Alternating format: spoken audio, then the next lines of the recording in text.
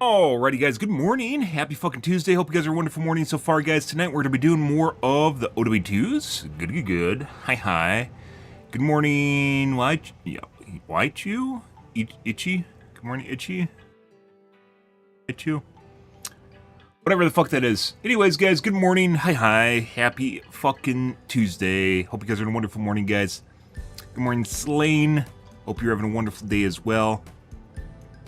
Tonight, once again, more of the OW2s. We will be playing Helldivers 2 on Thursday. The new Warbond comes out. We will be playing that till I get bored of it, which probably will take a couple days, maybe a week. And then after, I don't want to start it because we're basically approaching on playing Helldivers 2, or not Helldivers, we're basically approaching on playing Helldivers 2 here. I think we're going to switch to League of Legends at this point. Only have bad days? Well, then it's status quo. You know, it's not really a bad day if they're all bad days, is it? They're always just bad days.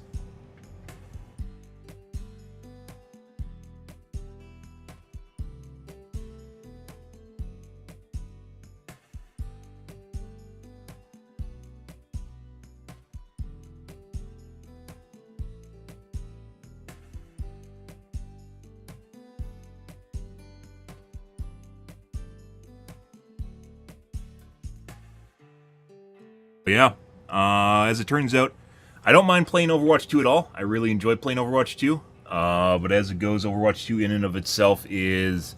I think it's had its better years ahead of it, and I can't play comp because of the time of day we're playing at. And comp itself is a shit show. And then there's a shitload of cheaters on top of it. So I don't know. I don't know at this point, guys.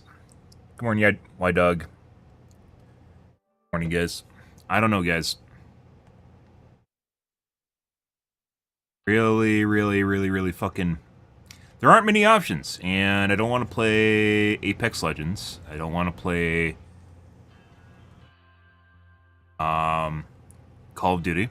I don't want to play any of the Counter-Strike variants. Smite's dead. I'd rather play Smite than League of Legends, and I'd rather play Heroes of the Storm more than Smite or League of Legends. And I'd rather play Dota less than either of the three options, so... I don't know. It feels an awful lot, and I guess it'll give me something new to try and bitch about too. And there's a lot of there's an absolute boatload of heroes in League of Legends, so I could probably find something that I'll enjoy playing. In the case of Overwatch 2, once again, I think people only want to watch people play comp. That's it. They want to watch you play comp, but comp's dead because the game's basically dead, especially at the time of morning, and then they should cheat. We will be playing Hades, by the way, in the future. I'm not playing it tonight. I'm going to wait till launch. Basically because this is early access, and as such, it's kind of ruining the game. So, yeah. Let's see. Hades 2 release date.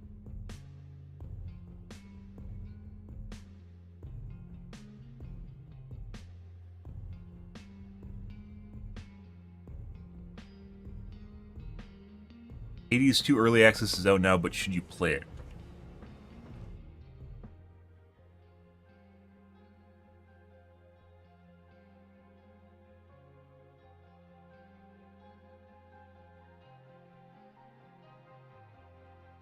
We expect Hades 2 release date to be around March 25th, or March 2025, based on the early access release now being available.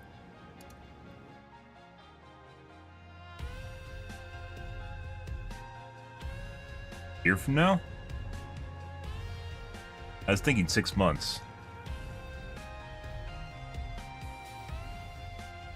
Based on early access release now being available, this is due to a 22-month gap between Hades early access and full release. So, 22 months? That's not 22 months, that's less than... That's like 12 months. 10 months. So why do they think it's 10 months now instead of 22 months?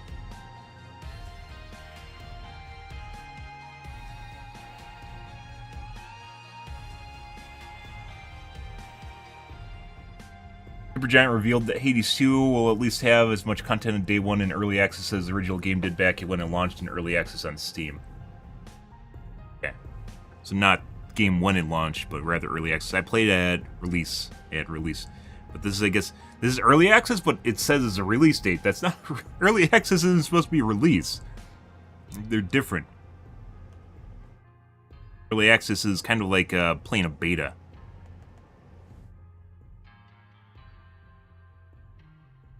I do want to play Hades 2, regardless of DEI getting its grubby little paws on the game.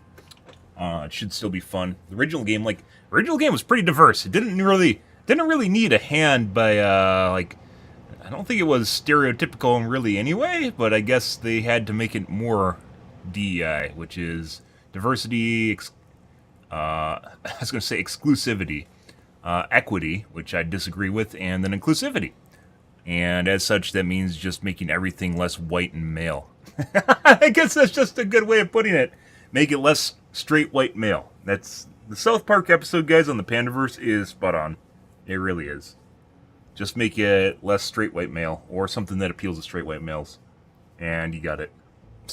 Like, do you need a consultation company for that? That's literally it. You just do what the majority of the demographic that plays your game isn't going to is. You know, it's literally the opposite of it. Just do whatever they wouldn't want you to do. Do you need a consultation firm to do that? I don't think you do. And you think I'm joking, you think it's silly, but it's not. That's literally it. That's the formula, guys. Is just something other than straight white male. And then you got it. So, yep. They did, the one that's trending right now as far as drama goes is Hephaestus, I think it is, which they turned from a kind of beautiful woman from Greek mythology into a fat black chick, yeah. Ugly, fat black chick. Hephaestus. And you can be black and beautiful, don't get me wrong, but that's not what they did. No, nothing Hephaestus. Hephaestus, they turned into a wheelchair guy. Yeah, no, this is Hephaestus. Yeah, they turned him into a fat wheelchair guy. Yeah. Not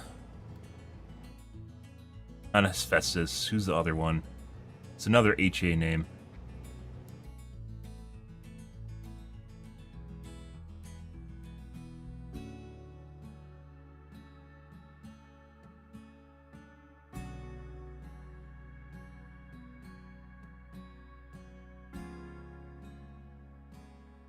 Hestia.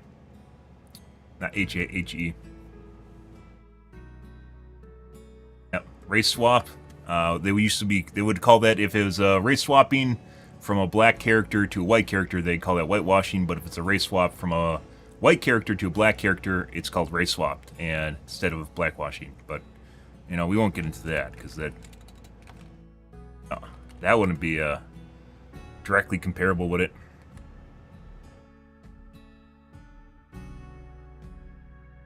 Yeah. So that's Hestia, who is beautiful Caucasian descent. Beautiful individual from Greek mythology, Caucasian descent, or maybe Greek descent, which Greek people tend to have more darker skin too, but not like that. They aren't from Africa.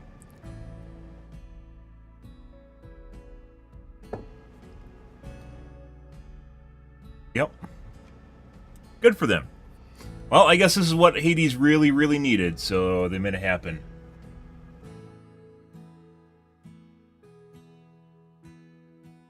Ah.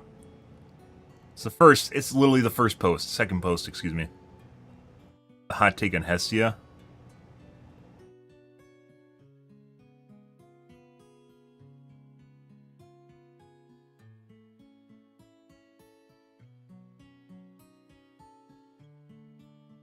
Yeah, well, it is what it is, guys.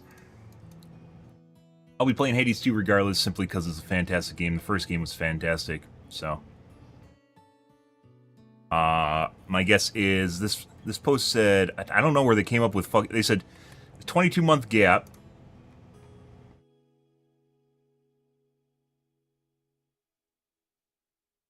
$22-month gap between Hades early access and full release is okay, all right. But then they said this is going to be March 2025, which would be 10 months, right? So how do they go from 22 months, what they're basing this off of, to 10 months? I don't know.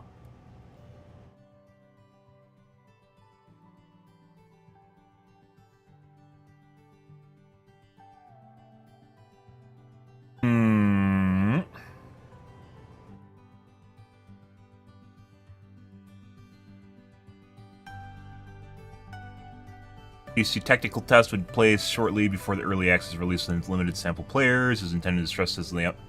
I know the technical test existed.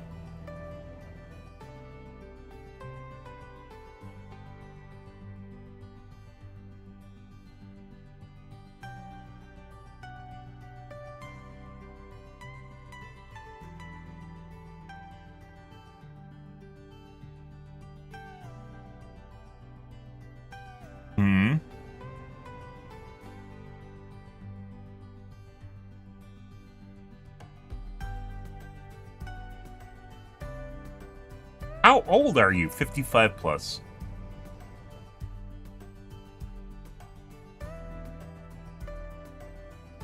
Hecate boss guide.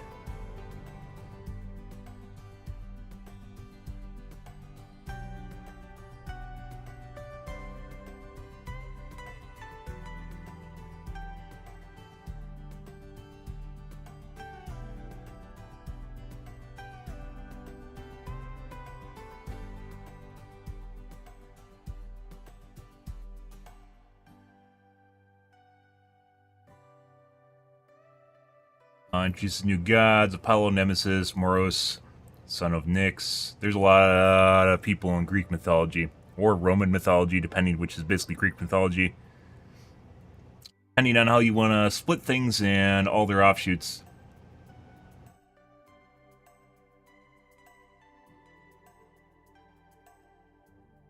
Chronos, the Greek personification of time.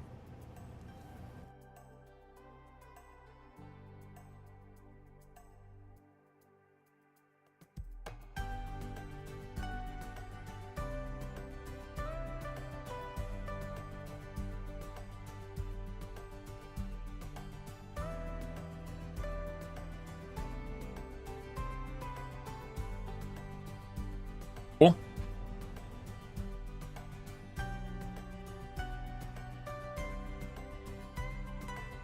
The original Hades 1 was phenomenal. I have like 250 hours in Hades 1. Fantastic game.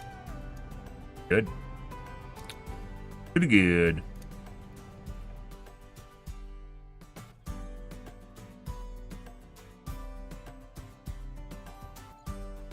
Okay. Let's take a look at the Helldivers 2 Reddits here, guys, and then, which is just going to be more of the PSN coverage, if you're curious about that, maybe a little bit of Warbond. It's starting to die out, but, yeah. Cleanup, basically less people talking about shit about the PSN update. 1.00302 is basically just a bug fix patch, probably getting ready for Thursday, which is when the Warbond is going to drop, which is basically the DLC. Which is when we're going to be playing, probably, so 2 days from now. We're probably going to be playing, Helldivers 2. Never seen a charger stratagem, but looks like we're getting back to normal HE2 posts, so.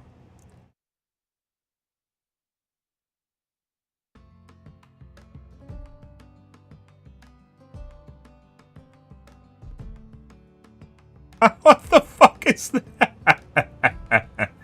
Oh, dude, the physics collisions in this game are phenomenal.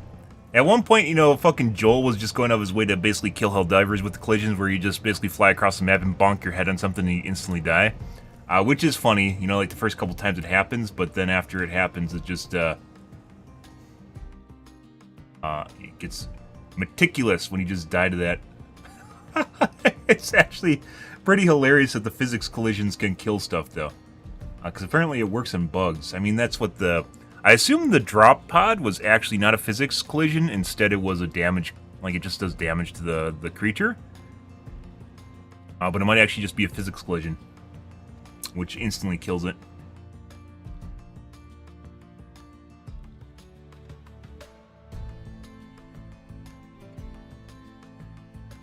It's like fucking bowling with chargers.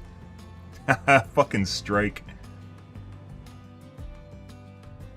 That's pretty fantastic. By the way, it looks like that's really juicy difficulty based on what it's going. For Brick, you flew pretty good. Yeah, bowling.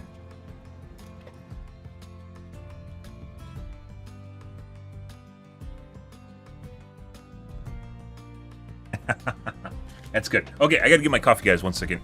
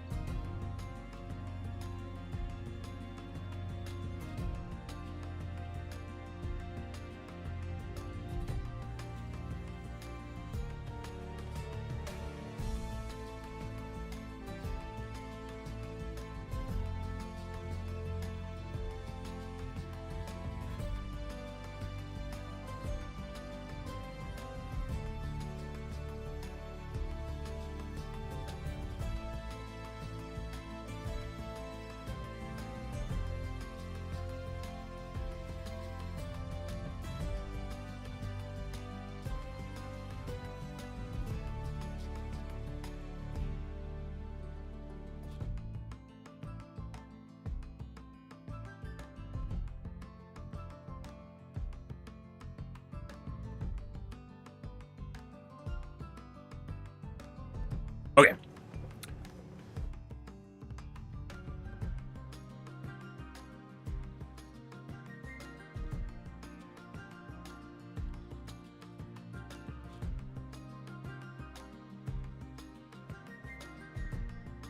Rapid changes are a massive nerf for no reason. Uh-oh. I heard about that. So, this is the one balance change in here, is they changed the Ruptor. Increase explosion damage by 40 and remove shrapnel from the explosion. This is to avoid cases in which players would randomly one-shot themselves or their teammates in a huge radius around the explosion. So my guess is the shrapnel is actually doing a shitload of damage. Weapon is substantially worse without the shrapnel.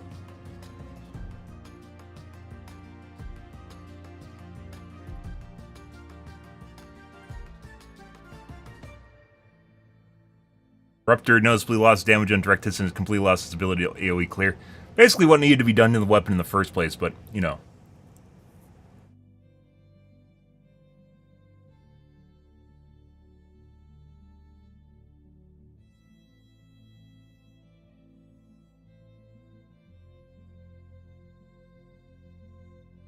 Allowed me to have fun with the Stalwart again.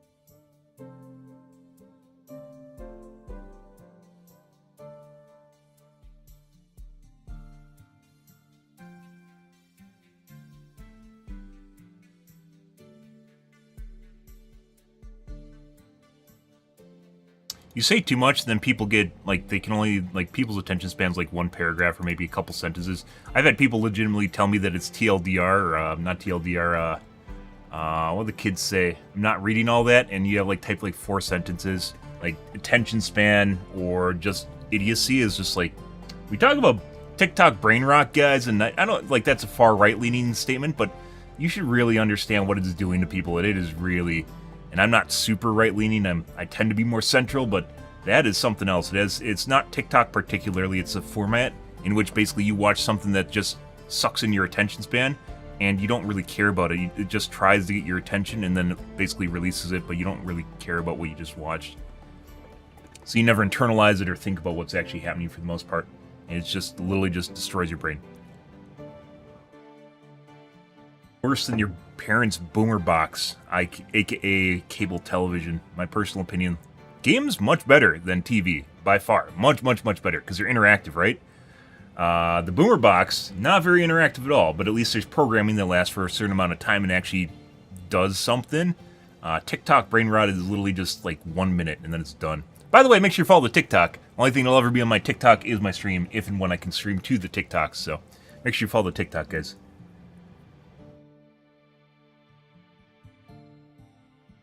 Boomer box. Interesting.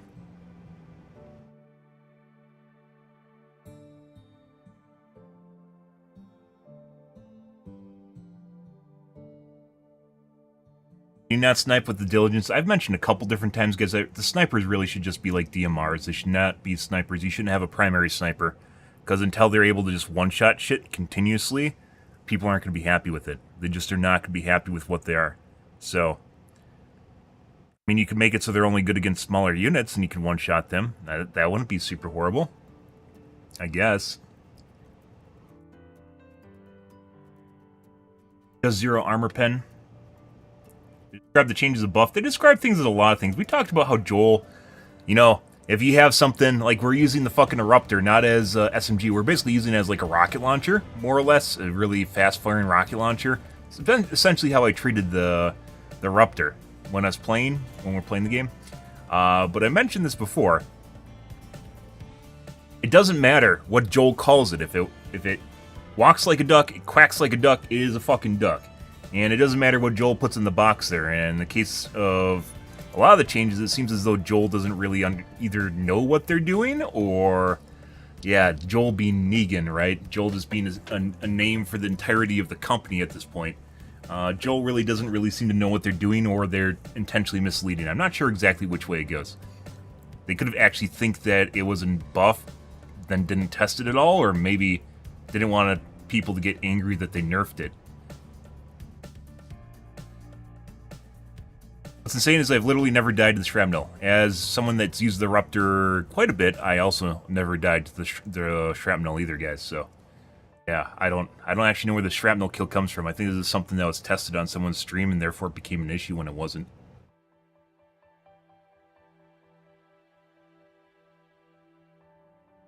Yeah, it's like the ricochet thing, which is next to impossible to actually die to ricochets, and then people were, because this is in the patch notes, people were all of a sudden thinking when they died to something because they're near it, all of a sudden it's because of the ricochet damage when it wasn't. Fucking hilarious. People are fucking hilarious, guys. Like, monkey see, monkey do shit where they just, like, literally don't pay attention to anything, and then all of a sudden it draws this, you know, like, kind of like the Streisand effect, but it draws your attention to whatever is being talked about, and then they become more aware of it. But they aren't observant enough in the first place to actually realize what's happening when they die anyways. So then they just assume that it's the thing that they just saw that garnered their attention in the first place. It's one of the shitty downsides of actually basically posting patch notes is stuff like this, where something that wasn't an issue before then becomes an issue when it's still not an issue. Simply because it's become more popular to notice it. I don't know if there's a name for it, but there really should be. It's very prominent. It's not just this game. It's very prominent in a lot of different games where people don't notice shit until basically the developers talk about it, and then everyone acts like they knew all along, and that they're super observant of what's going on around them. And you're like, nah, you weren't. No. Like the fucks that watch my stream and then copy stuff that I say, and then say it on their stream. But don't know why I say it in the first place. I'm so glad we're back to normal complaining about nerfs and meta changes. Yep. I mean, it's a game. Welcome to playing games! Yay! Would you prefer it being political?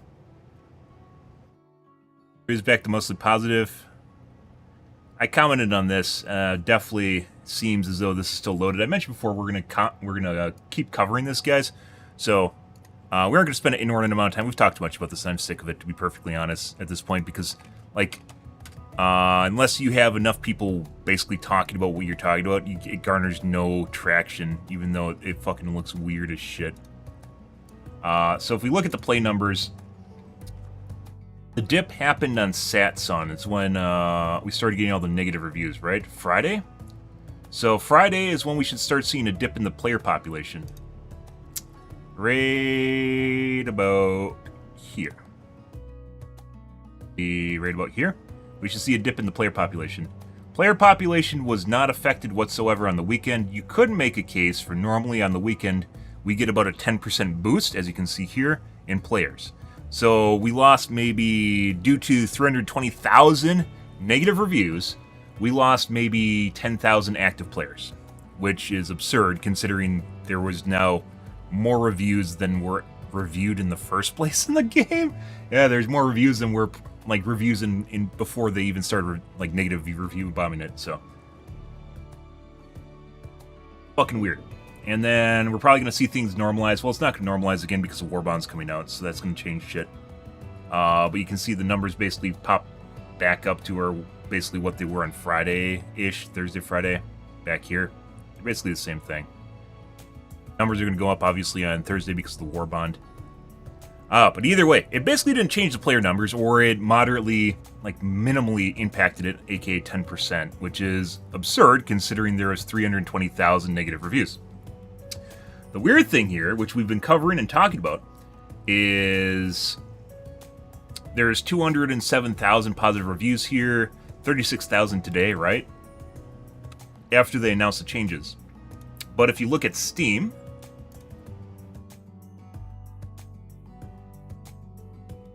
here. Yeah, I know I want to play Hades 2. We aren't going to do early access, though. I know. We'll play the shit out of it when it comes out. If you look at early access, or not early access, if you look at Steam here, Steam, on the other hand, has 61,000 positive reviews yesterday and 12,000 yesterday, today.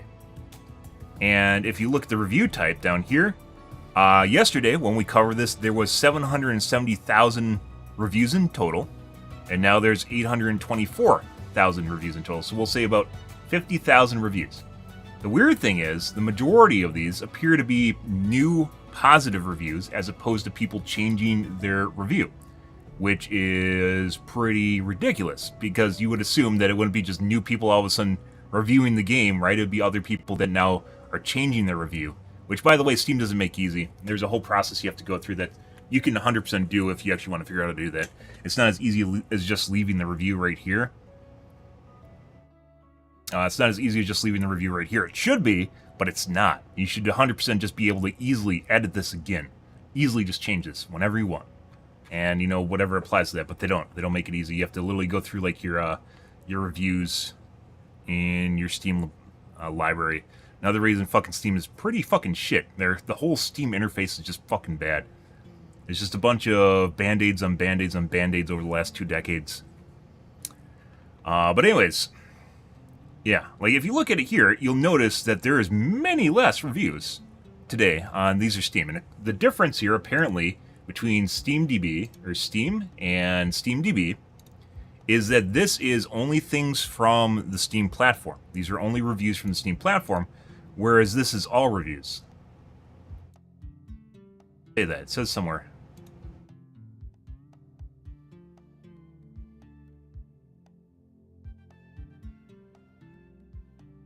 It kind of changing rate, which is weird because that's right. Sunday to Monday. So this is when they announced the news, and you can see some of the reviews are changing, right? But the weird thing is, Steam doesn't reflect this. And we have 50,000 new reviews, which are basically the positive ones on Steam. But there aren't many tools to compare the differences between SteamDB or just reviews in general, and look for things like probably fake reviews, which are just people that copy pasta shit, or leave nothing in the comments, or like next to nothing in the comments. Gibberish.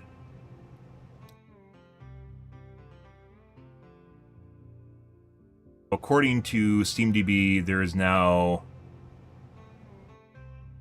150,000 reversed reviews.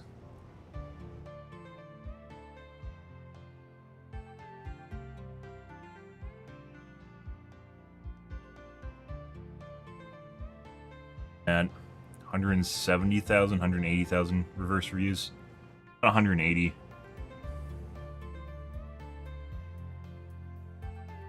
About 180,000 reverse reviews. Steam's not showing this.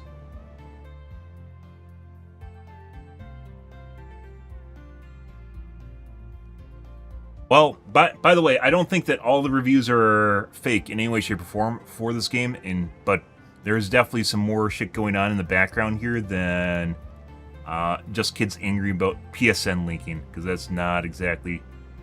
It's not something most gamers give two shits about, to be perfectly honest. Unless they're pissing lines in the sand for some reason. Yeah.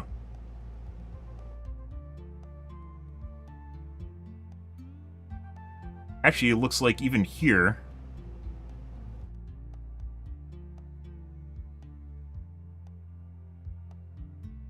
For some reason they don't line up properly.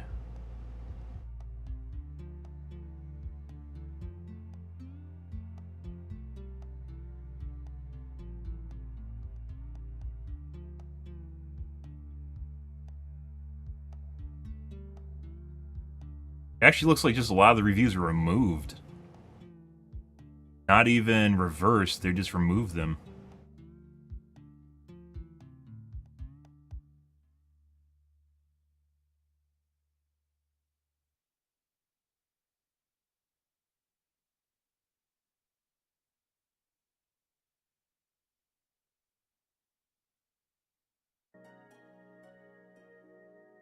Went from 336 positive to 580.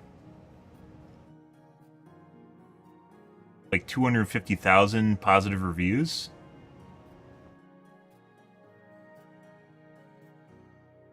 The Steam's not showing, like, the negative reviews aren't showing the reduction in the same number.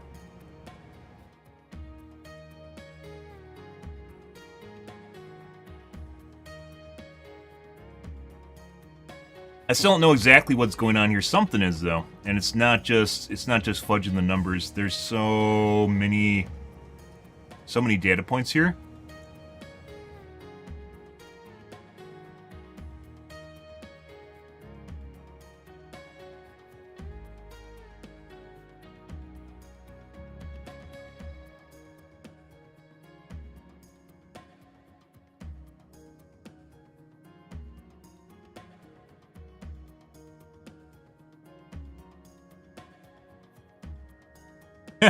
Account linking update. Oh, I thought this was my account linking update. No, this is when... So even SteamDB added reference for this. Also, it wasn't on Friday. Or it wasn't exact. Well, it is exact, but why isn't it showing up the right spot on the graph? It should be right here. Instead, it shows up on Saturday.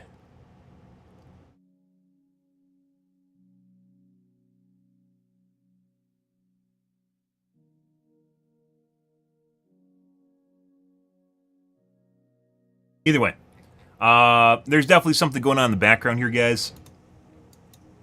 Why the numbers are so different between Steam and SteamDB, too. And basically got 50,000 positive reviews just out of nowhere. Instead of people swapping, like you'd assume that, for instance, the number of reviews would be relatively the same. And they would just swap between positive and negative, right? Ish. Only they aren't. We'll keep watching that, guys. It's interesting in and of itself.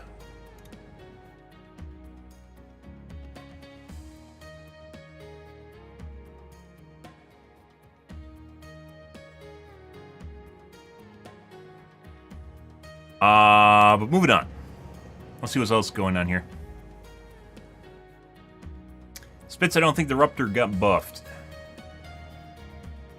We talked about this before, you know, Pils could totally have hired me, but apparently I would be a nightmare for their DEI department, so they can't handle that. Even though I can work well around people that have different opinions than my own, because as it turns out, people can have different opinions and egos. But either way, could have ironed this out if only you had a fantastic playtest teams. Pilts, if only you had a fantastic playtest team that knew how to balance the fuck out of your game. Could have done all that, and I would have known the Ruptor was bad, although we haven't used the Ruptor. But it sounds an awful lot like it's missed the mark.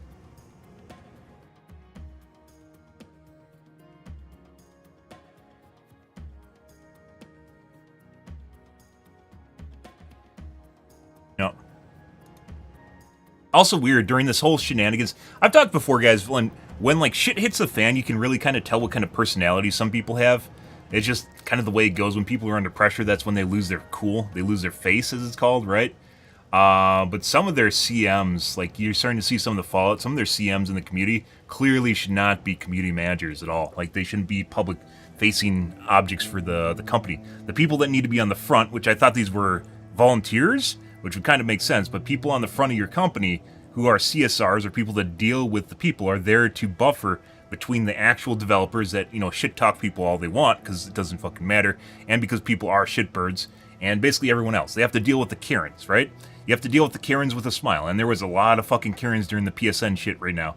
Lots of fucking Karens. But there's plenty of them that literally just went off the fucking rails. It was pretty fucking weird. Like, they just broke down and became hysterical. And, like, I get it. It's a stressful job, which is why you have to basically limit what you say. You stick to the fucking spreadsheet, right, for the most part, and you smile and wave. You fucking smile and wave. And they weren't doing that, and as such, it badly reflected on their company. And to be perfectly honest, political activists probably are not people you want as your CSRs.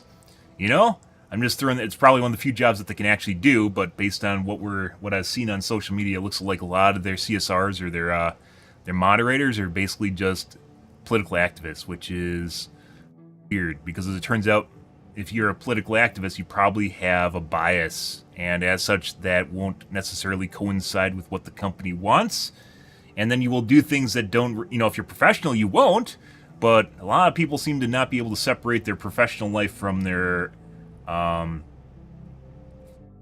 personal life, or their activist life, I guess you could say, and it really kind of showed up in the way things are going through on Twitter now, which, once again, it doesn't even have anything to do with necessarily completely to do with like their actual political beliefs, as much as the fact that they can't handle themselves under pressure and they just like started flipping out. And people go, oh no, you can't yell at me, you can't say mean things, which is actually kind of true, because as a company they're supposed to just sit there and they're supposed to do one of these things, you know? Yep. I'm just thinking about what I'm going to eat for dinner right now. I actually don't give two shits about what's going on right now. One of those things. And they didn't. And now it reflects poorly on their company, and it's a stain that basically social media is now just completely going through, which is unfortunate. We talked before, even all the way back to when Frederick just like fucking flipped out on and got talked to by HR. All the way back to Frederick flipping out on the community because basically people were trying to dumb things down instead of get good. Yeah. Although, to be fair, there's plenty of things in the game that need to be buffed. There's also things that need to be nerfed. More things that need to be buffed than nerfed, but there's also nerfs that were needed. Yeah, like he just flipped out and then he got talked to by HR and had to make an apology speech, which is funny because apparently social media actually buys that shit. Like, if someone actually like does something and they're forced to make a public apology, it's pretty much universally understood that most of the time people don't give two shits about the public apology. They're just doing it for face and because they have to, right? But for some strange reason, there's a lot of people that just think that you just say words and it has a lot of meaning. Which I guess, if you know, I guess you got to go through the steps, right? But it's still something people believe. Anyways, with the whole Frederick thing, they basically went through this already, but then they have CSRs that are now flipping out, which some of them weren't, by the way, which is good, but then other ones were very vocal, and it actually looked bad on their company. who then deleted their social media accounts, which is kind of weird. Also, by the way, if I was working for Arrowhead, I probably wouldn't tell anyone I was working for Arrowhead, even when I'm working for Arrowhead, because I'm a covert op. You could just watch me talk about stuff on my stream that would then magically get changed in the game, and I'd become a savant. Mainly because people start tying the two together, and it just doesn't work out well. I mentioned before, people should never talk about their professional life on their social media accounts. And you can talk about it in private with people you know, but when it comes to social media, that shit where it just like spreads. It's like manure just spreading everywhere.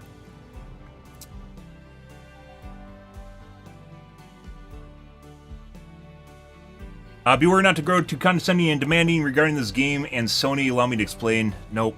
As it turns out, people are actually not going to give two shits about any other game company that allows linking, and for some reason cared about this one, which basically comes back to the Circus Lead.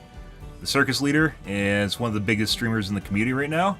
Yeah, just apparently drew a dick in the sand and then decided that he wasn't going to be able to play the game if it had PSN, and then tried to convince everyone else, which, as it turns out, when you have a lot of people watching you, it's very easy to convince them not to do it too. And all of a sudden we have gamers that cared about account linking when they gave no shits about account leaking prior to this point, because it didn't matter, and it still doesn't matter.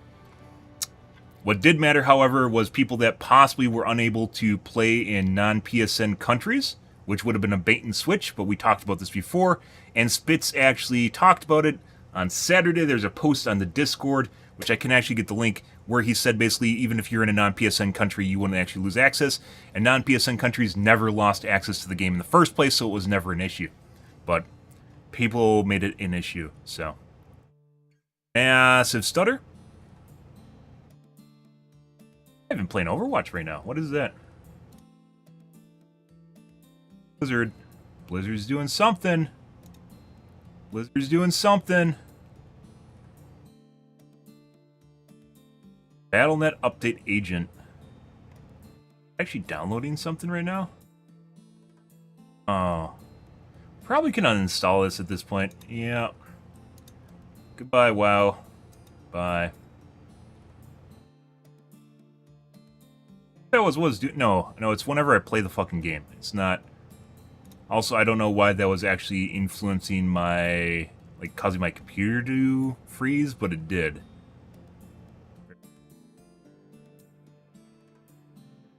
Okay.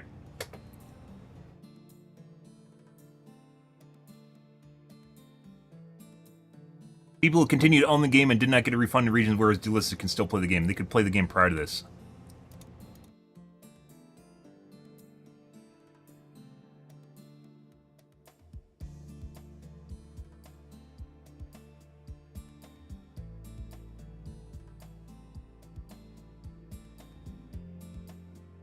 Or not win.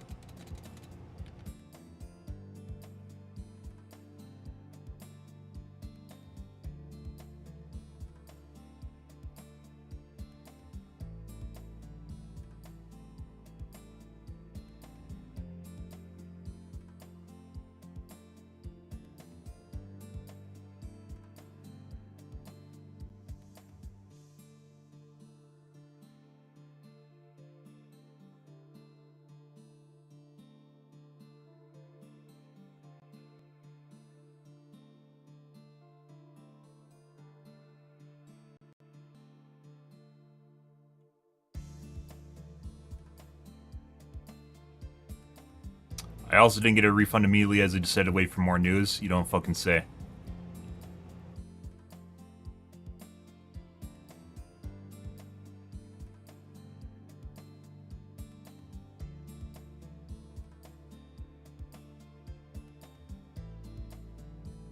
What's up? We're going to be doing some Overwatch 2 here in a bit. Maybe watch a tube video.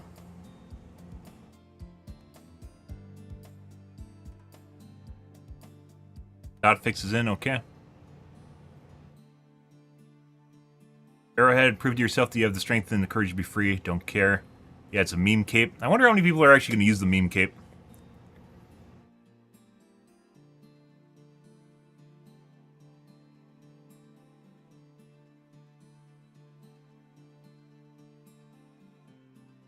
It doesn't have the reverse on it, though.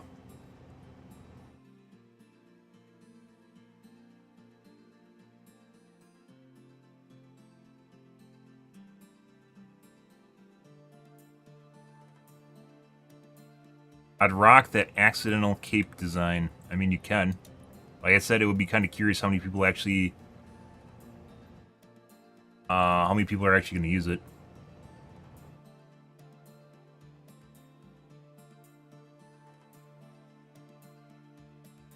Basically, they're just making lemonade out of lemons, as it turns out. So, which actually works out pretty good.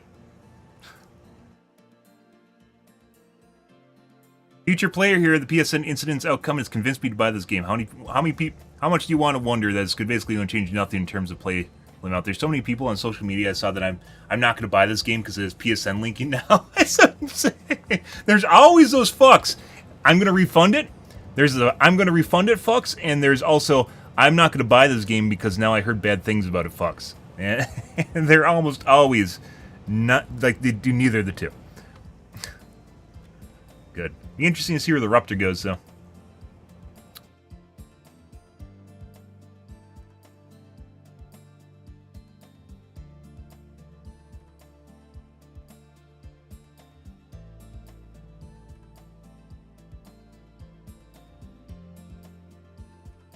I'm disagreeing.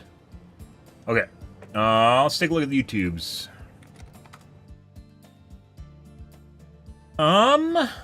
What do we got, guys?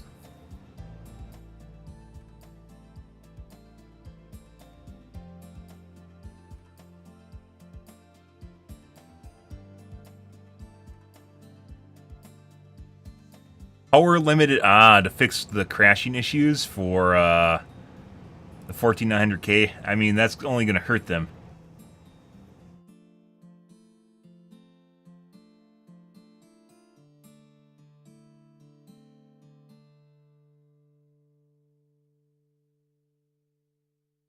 I found out this one setting is lowering your FPS.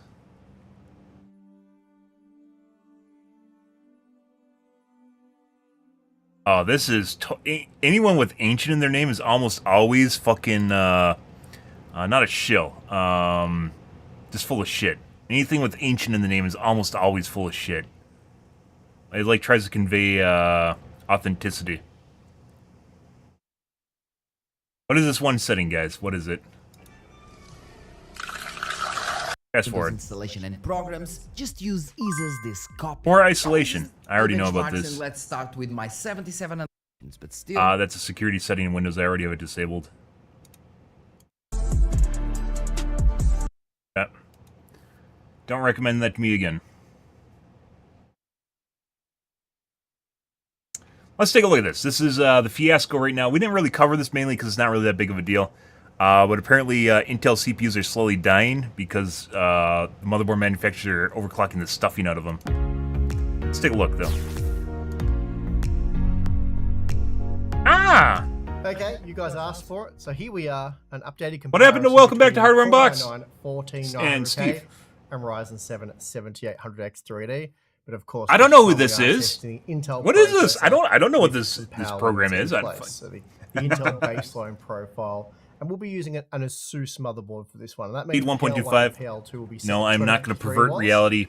Now, we must maintain the authenticity of the timeline, Idwin. It's come to light that Intel's 13. I mean, I could literally just skip to the graphs too and then not watch the video. So started crashing in games. I mean, the apparent cause of this problem is in-spec behavior now being out of spec. If I find something dragging on too much, I skip through Intel's sections. Power spec may be seeing some much-needed tidying up in the very near future. Anyway, we have a dedicated video on this topic. What Idwin doesn't actually realize is we're watching videos to waste time. What that video doesn't include is a comparison with a modern AMD processor.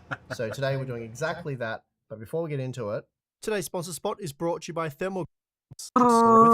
Shocked, yeah. 900K without power limits. We're enabling the ASUS Intel baseline profile and comparing those results with the Ryzen 7 7800X 3D and 21 games using the GeForce RTX 4090. The Ryzen 7 processor has been paired with 32GB of DDR5 6000 CL30 memory, on the Gigabyte X670E Aorus Master, while the Core i9 was tested with 32GB of DDR5 7200 CL34 memory on the as we Asus mentioned, guys, ROG Maximus Thursday we will be Z790 playing the new Dark Warbond Hero. until whenever I get bored of Okay, it, which will probably let's maybe get take into the results. a couple days to a week. We'll see. First up, we have Helldivers 2, and overall performance between these two CPUs is very close, though the 1% lows were noticeably better using the 7800X3D, up to 14% greater in fact. Now, in our previous testing, we This is found a lot that higher power FPS than what limits I get. often reduced the 1% lows more than the average. A lot higher FPS than what I get. I have a 4090 too. I get literally around 115.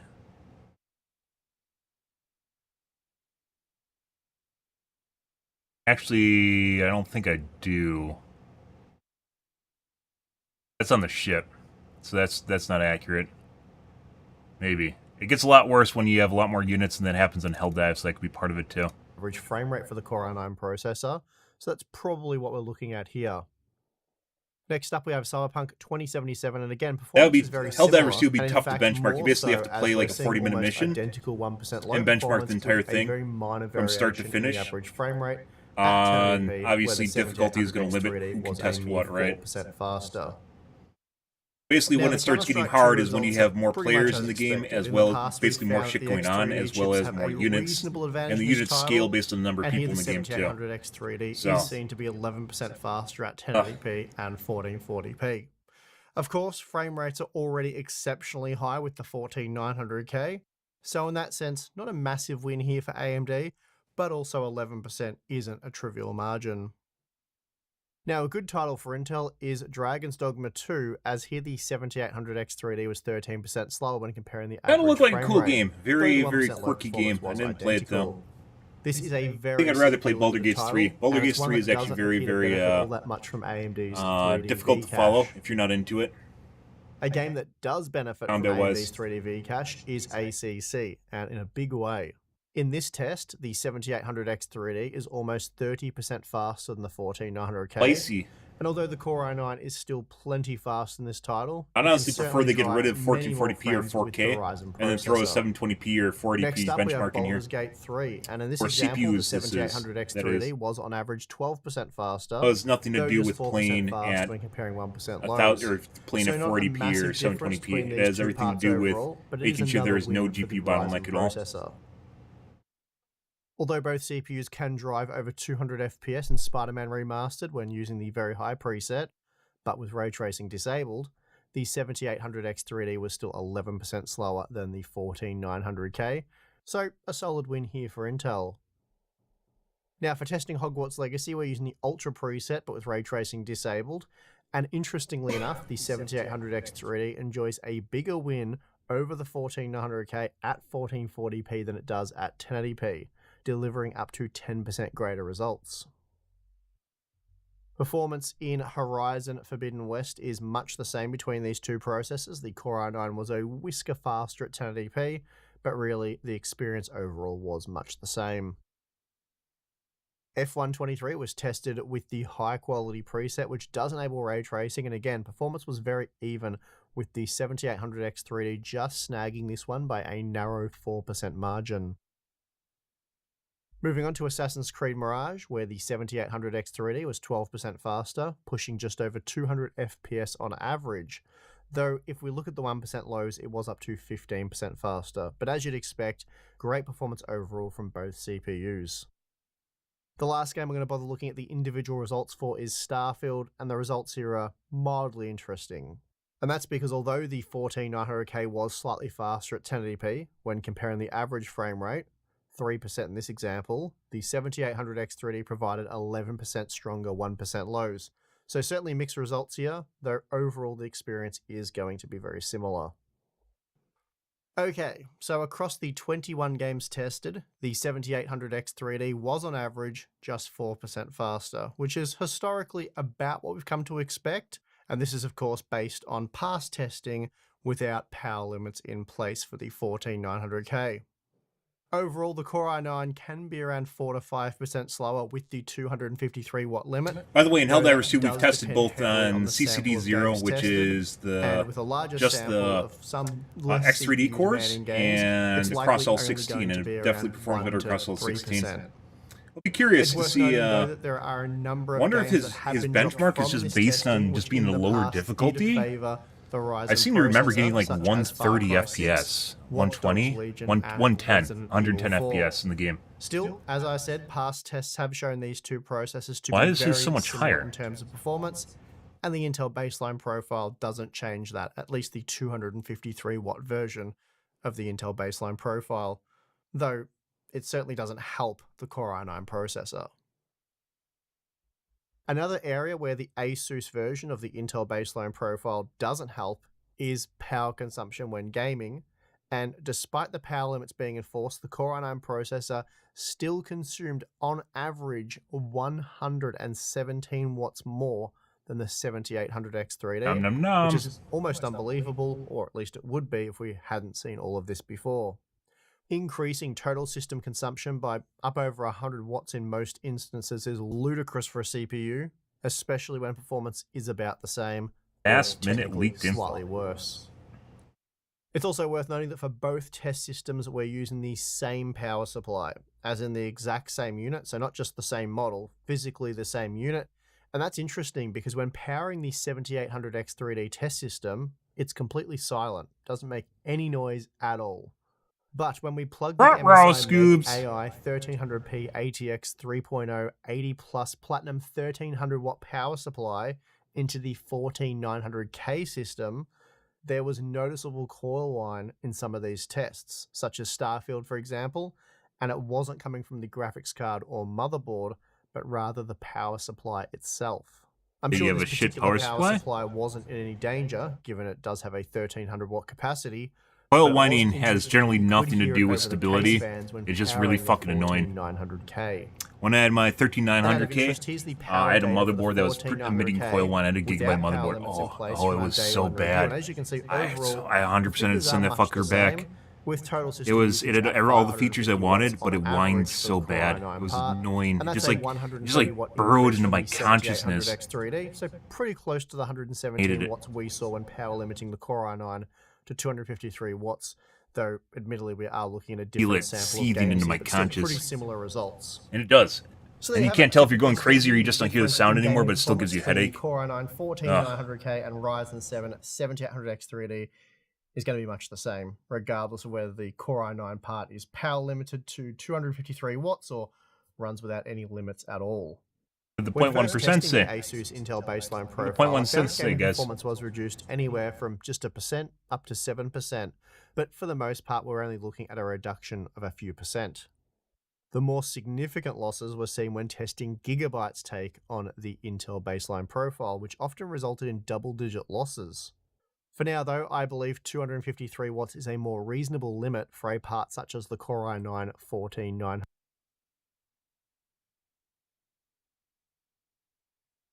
Yeah, I don't know if this bodes worse for Gigabyte or Asus might be being a little bit more liberal with their interpretation of Intel's guidelines. So Gigabyte tends to be right on top of spec nowadays, which is good.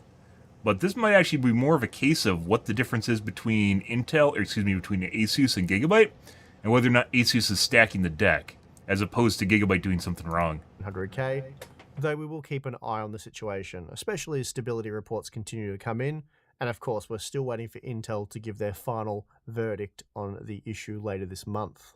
Should 253 watts be the way forward for parts such as the Core i9 14900K? Might have something to do with how it then throttles the doesn't CPU really too, change anything, and or it how the CPU certainly throttles doesn't change itself. our opinions It's more likely. and recommendations that we have already made. My fucking god, Whether did I it's not start my... 253 watts I or did runs not. without Oh power my limits, the god. 14900K is a difficult Guys, product to I didn't recommend, start my and fucking... for several I reasons. didn't start my fucking mobile Firstly, stream. Intel's flagship gaming CPU, ignoring Tough to remember. KS I have to start it like 10 minutes later so people go to the right stream. US, They get the whereas notifications for the right stream. 7800X3D can be had for $360 US, and the most you should really be paying right now is $370 US, making the Intel part around 50% more expensive. Huh? There's also the 7950X 3D. Games ever can utilize the E-cores properly, though, it'll be a force to be reckoned with, but almost no games do that, so. Workloads also thrown into the mix. But moving on from pricing, there is, of course, performance. And while still very I think you tested on difficulty 4 with one person. I think we could test that and see if I get the same performance as him or something similar. That's almost no load, though. While it is competitive, it is still generally slower for gaming. Now, one of the biggest issues we have with the 14900K, and really all 12th, 13th, and 14th gen processors for that matter, is the LG The number of PCIe slots. J1700 platform. Really, Intel only supported 2 generations of CPUs with this platform, and there is no future support, so it is effectively dead moving. I mean, the fact that they supported 2 CPUs is actually pretty remarkable. This is not really an issue, because AMD has had long-standing platforms for a long time. AM2, I think, is when they first started that, and AM3 lasted a really long time, and AM4 also lasted a really long time. Yeah. And I don't think that's necessarily, like, this isn't something new. This has been going on for, like, what, 2 decades at this point? So, yeah, I guess people are looking for things to care about now. Good for them. So it makes a lot of sense. Money in a Z690 or Z790 motherboard at this point in time, it's not a great option. Really, you are better off going with AM5. Well, the motherboard with the processor. Zen 5 is just around the corner, and we expect Zen 6 to also be supported. And then there's the big one, power consumption. And as we just clearly demonstrated, the 14900K is a particularly power-hungry beast. Oil wine is more of a testament to you having a shitty power supply, by the way, as opposed to it drawing too much power. That's like people that said, the 14900K would certainly be a lot more what was it called? New World? New World was killing their GPUs. No, your GPU was already defective to begin with, and New World was like a stress test for it. So that's when the 3090s, I think, were dying when they first came out. That leads, but at the very least, this has proven to be a nightmare. Speaking of which, the 5090 is supposedly coming out later this year, guys. Make sure you save up enough money to buy a Cadillac. Is a major concern here. And while stability isn't something that we've commented on in the past or called into question, given that our particular sample works really well, I suppose that's fucking ridiculous. It's basically the price of a used car, right? $1,800. It's the price of a used car.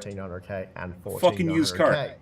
So, based on our own personal experience with these Core i9 processors, although arguably, I was watching a streamer earlier tonight, and he was talking about basically buying a new computer versus going on vacation. And he's like, you know, I could buy a new computer or I could go on vacation, right? I could buy a new computer or I could go on vacation. I'd rather go on vacation. And I was thinking about that. You know, you're like, yeah, a vacation's pretty cool. But having a fast computer is like having a vacation every day. Yeah, even though I think the fucking price of video cards is outrageous right now.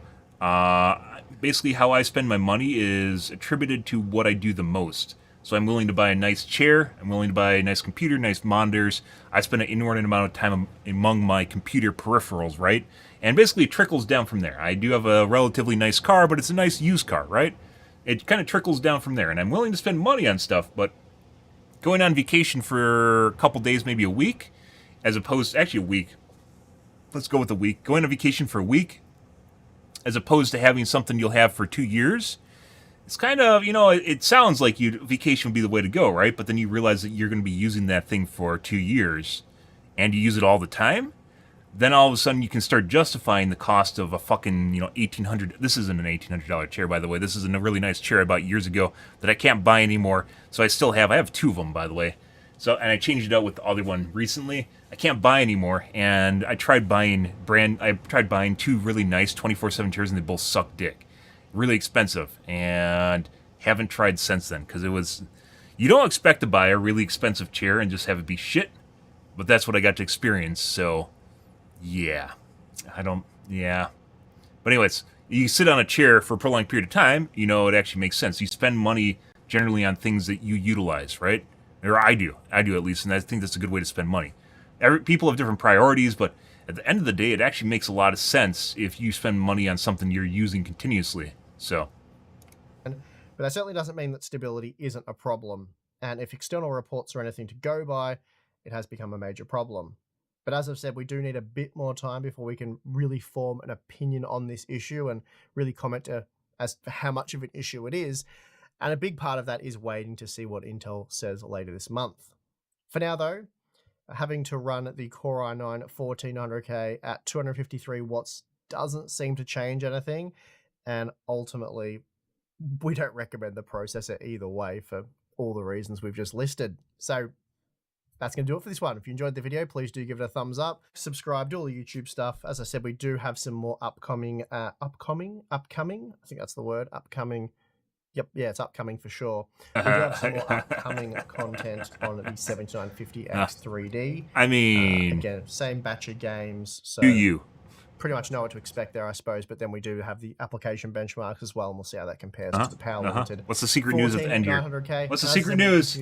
Playing for our early access members, some new information has leaked out. Oh! Apparently, Intel has now requested that all board partners release a new BIOS version by May 31st, which includes a new profile with the suggested name Intel default settings. Intel has also detailed 3 key profiles, which they call baseline, performance, and extreme. The extreme profile is what we've actually tested here, as ASUS were calling this the Intel baseline profile, but it turns out that may not be correct, and ASUS could adjust this in the near future. So to be clear, the testing in this video had the 14900K running at 253 watts for PL1 and PL2, and this is how ASUS currently configures that part when using the baseline profile in the existing BIOS. But it seems Gigabyte got their baseline profile correct, as Intel is here every day.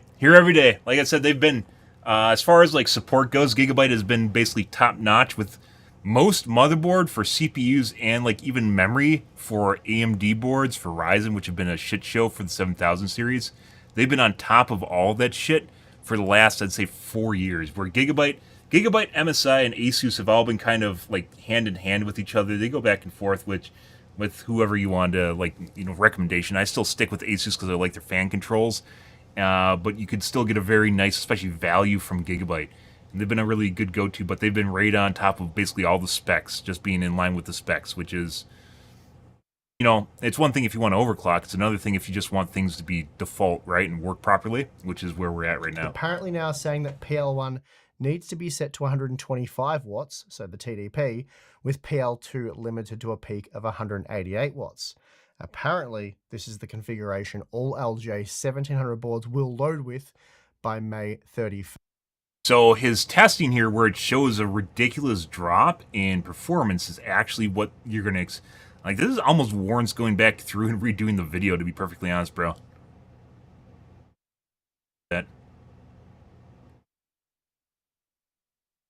Where's the Gigabyte? Should 253 watts be the way forward for parts such as Core i9 14900K? Though we will keep an eye on the situation, especially as stability reports continue to come in. And of course, we're still waiting for Intel to give their final verdict on the issue later this month. Should 253 watts be the way forward? Clearly demonstrated the 14900K is a particularly power-hungry beast. Guess you want to redo the video? Was more in line with what we see from the 7800X 3D for gaming. The MSI Meg, where anywhere from just 1% when testing Gigabyte's take on the Intel. The more significant losses were seen when testing Gigabyte's take on the Intel baseline profile, which often resulted in double-digit losses. Yeah, that's actually going to be what's going to happen unless you change it. That's kind of a big deal. Being slower out of the box than what I've shown in this video, as it's a lot slower out of the box. The extreme profile and not the upcoming baseline or default profile. That being the case, I will have to wait until board partners have released their updated BIOSes and then retest boards from each brand. Content. So I guess there's that, right? Content out. Lots of you were requesting an update. True. And with BIOS updates already rolled out, I don't watch it 1.25 because I'm making content, so you know. 125 watts / 188 watts would end That being said, we've talked about this before. There is legitimately, you could, as a tech tuber, you would never run out of content if you covered the used market for bargain hunting. For anyone that basically wants to buy below like mid-range hardware, the used market is honestly, like I've mentioned for years at this point, the used market, like the gap below like mid-range hardware, like just buying used is usually a much better deal. And most hardware, like motherboards and processors and GPUs, lasts a long fucking time. So there's a lot of content for there. And the thing about it is because hardware prices keep changing, the used market prices keep changing, there's a lot of content for repeat content there, which is also more content, right? There's a lot of content that could be had there. Default for a 14900K. So they literally could again, just put someone on get that. to see that happen, but apparently there are more changes to Most come. tech tubers are small channels, though. Burp, burp, burp, burp. Burp, burp, burp, burp. Burp, burp, burp, burp, burp, burp. Ready. Was it good for you guys too? I bet it was. Yeah. Well, I guess he has a repeat video. In 7800X3D almost a year ago is the best decision. I mean, he's trying to play the 5800X3D, bro. 5800X3D bros are still singing their songs. No, this is a Me Too. He wants to be the guy that says, I bought a CPU years ago and I've got the best deal ever. 5800X3D bros are the ones that have been doing this for a while. Because basically they bought a processor for a system, a motherboard that was essentially dead, which is AM4. And they got more extreme value out of it, right? Yeah, no, you are not the 5800X3D, bro. Get the fuck out of here. In my region, 7800X3D is 15% cheaper than 4700K and 30 to 40% cheaper than 1400K. Yeah, like I said, there's a lot of unrealized performance in the E-cores because developers don't develop for the E-cores, so they don't get utilized at all in the 12, 13, 14 series.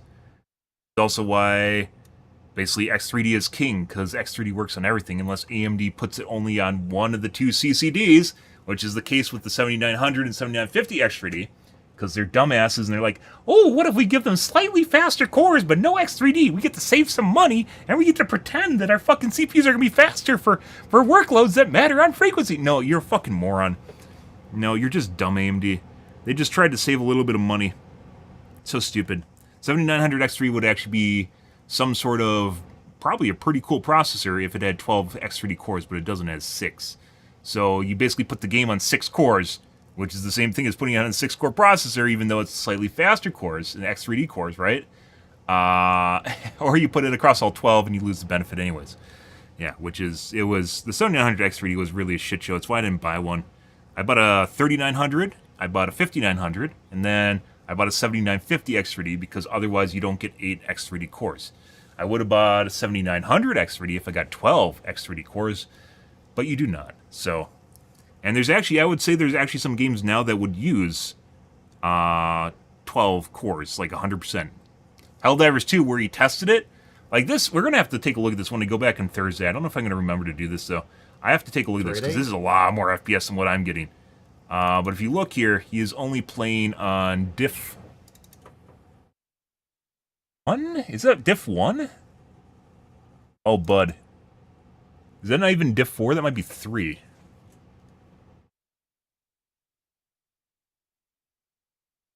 Close.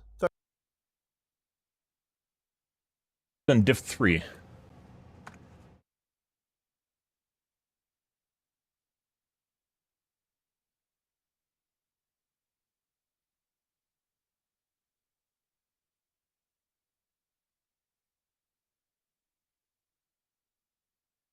It drastically changes the number of units. And then the number of people will also change the number of units, which I'm going to mention here.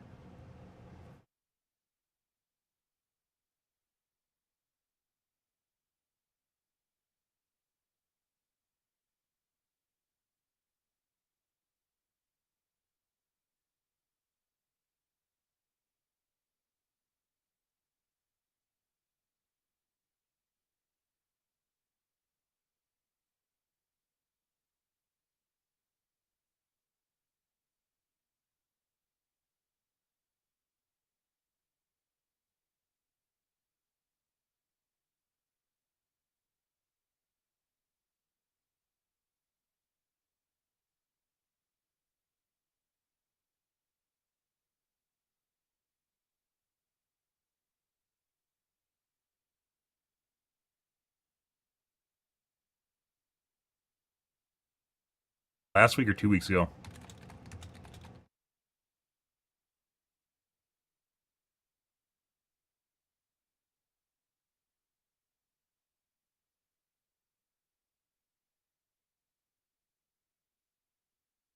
Yeah, I think that's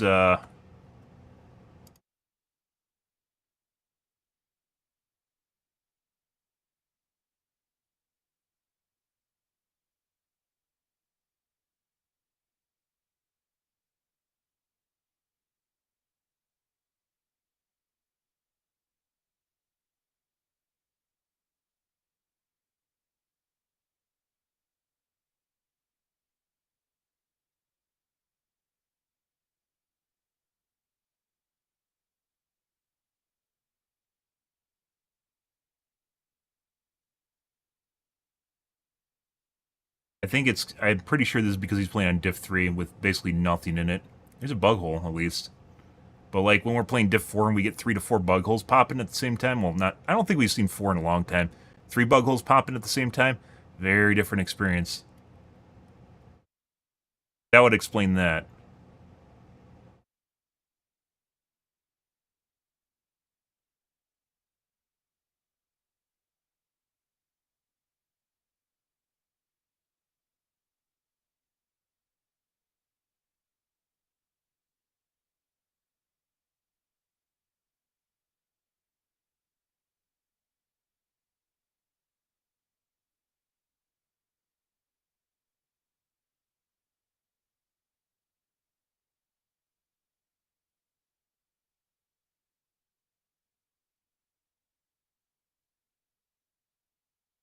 We'll add a positive response in there too. Keep up the good work. Because, I mean, I do watch his videos because I think they're good. Two best tech tubers are Hub and GN. But they both have their strengths and weaknesses. Gamers X is Gamers X is getting better where they're testing more games. For a while there, they're just doing weird shit like showing off their like fucking thermal testing and shit. And I'm like, okay. And then they tested like no games. How's the diff change the FPS? I would say so. Solo is 25% of the units of playing with 4 people, which is once again why I only play with 3 to 4 people. And at the same time, I would say Diff 3 maybe has like 10% of the units of Diff 9. It's a lot. It's pretty low. Each unit, basically, if you can imagine it being simulated, right, or having AI that works on it, like for pathfinding and whatnot, is going to change how the game interacts and how fast it runs. That's kind of tough to test. Like, I can say, you know, test on Diff 9, but, like, if he's not good at the game, it's going to be a miserable experience for him. And at the same time, it's going to be more difficult. You literally have to... I don't know how you could test this. This would be pretty difficult to test. It's basically a multiplayer game. And testing it is going to be proved to be very, very difficult. Even if you know what you're doing, it's still very difficult. Still like it, though. Good. Yeah, there's like... So we're talking maybe like Diff 9 having, or Diff 3 having 10% of the units of Diff 9, and then he's playing at a quarter, so it's like 3% of the load. Like, that's just, I'm just pulling random numbers out of my ass. We'd have to look at the game when we play it to get a ballpark.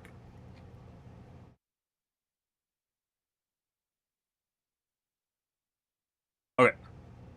Alright, moving on, guys. We're going to play some Overwatch 2. As I mentioned, we are going to be going back to Helldivers 2 on Thursday for the War Bond. And then we're probably going to play till I get bored of it, which will probably take 5 days, maybe a week. A couple days, maybe a week. Remains to be seen how long that lasts. And then after, I don't think we're going to do it this week. Afterwards, guys, we are going to... I think we're going to start a League of Legends arc at this point. There's not many games to play. I think Overwatch 2 is one of these games in which people only want to watch you playing ranked. And the time of day that I play at is pretty miserable. And ranked in general has died out as opposed to Overwatch 1. Ranked in general is pretty dead. Which is why I play quick play, which I enjoy playing quick play, but people don't want to watch quick play, so I don't know. It'll give me something new to talk about and bitch about too, so that'll be good.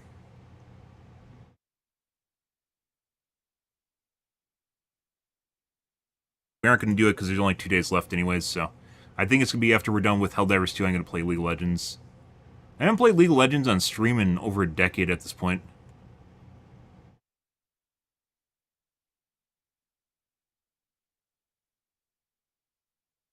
And I'd rather play Smite, but Smite has no one watching. I'd rather play Heroes of the Storm, and there's even less people watching Heroes of the Storm. So, yeah. And tons of people play League of Legends, so it will entirely be possible to play ranked in League of Legends too.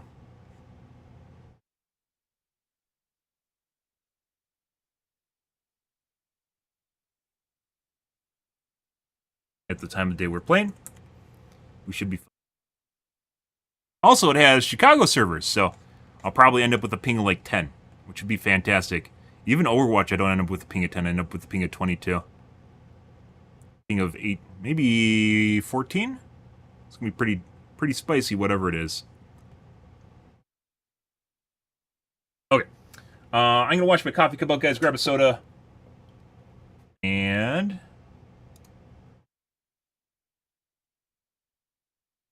play some Overwatch too. Be right back, guys.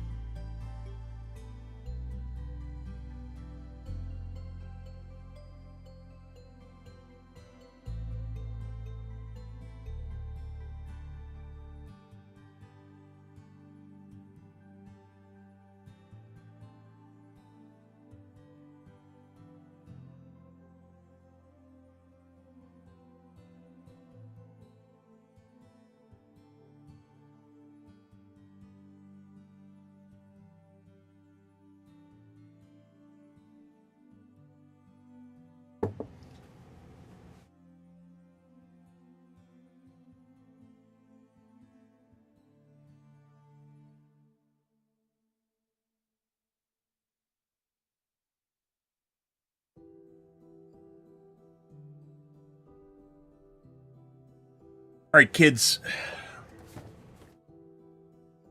Time to play some Farah.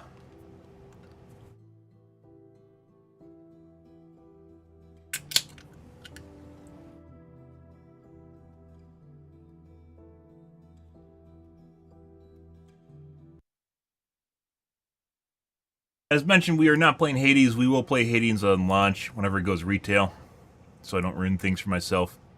There'll be more content. We'll play the schnoz out of it. Well, if climate change doesn't kill us all by then, so that's a year from now. We'll see. We'll see.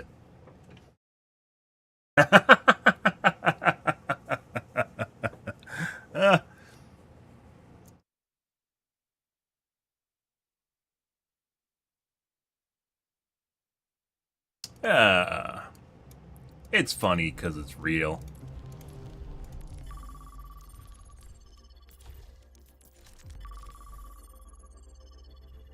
Like, even if I was to play tank, guys, just... comp sucks right now, so... have the day sucks.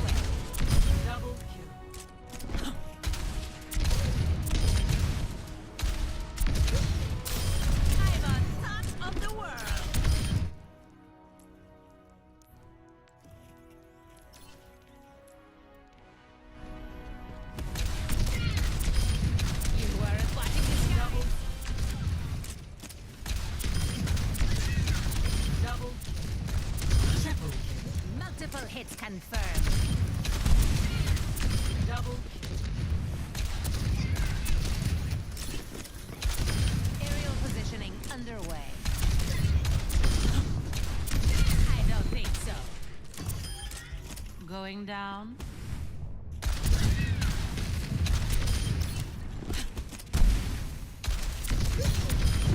Perfect hit.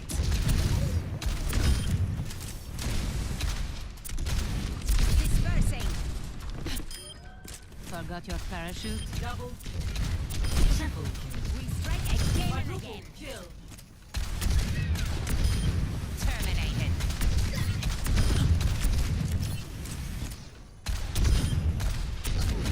Taking off. Double. Move. Touch the sky. Well deserved. Double. Triple kill. Multiple targets eliminated. Concussive out. Where's your jetpack?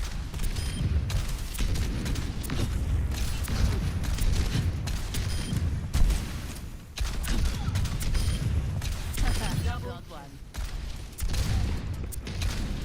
Establishing aerial position. Blasted. Double.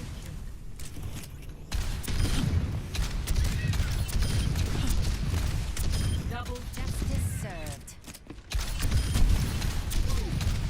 Double. Ahead. Double.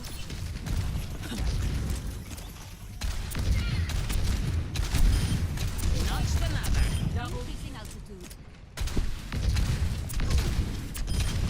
I don't think so.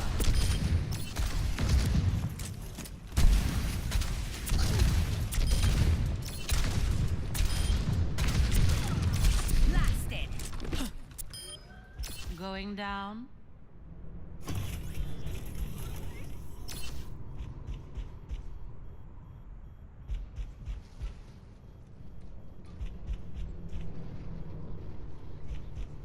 Do do do do do do do do do do do do do do do do do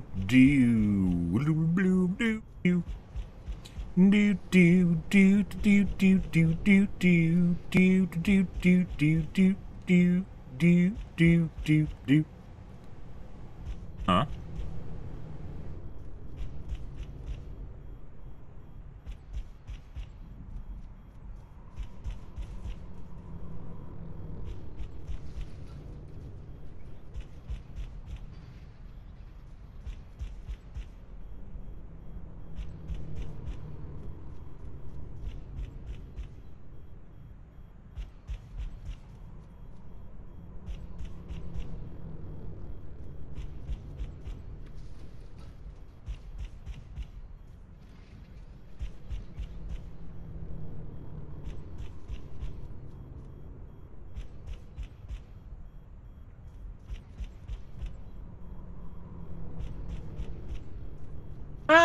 Ah, lovely.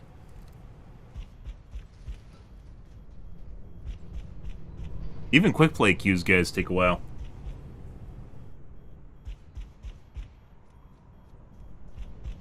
Start clearing up towards the end of the morning.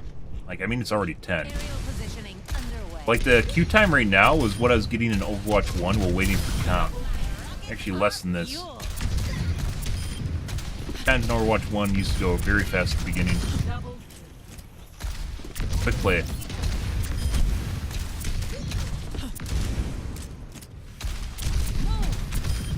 Splash.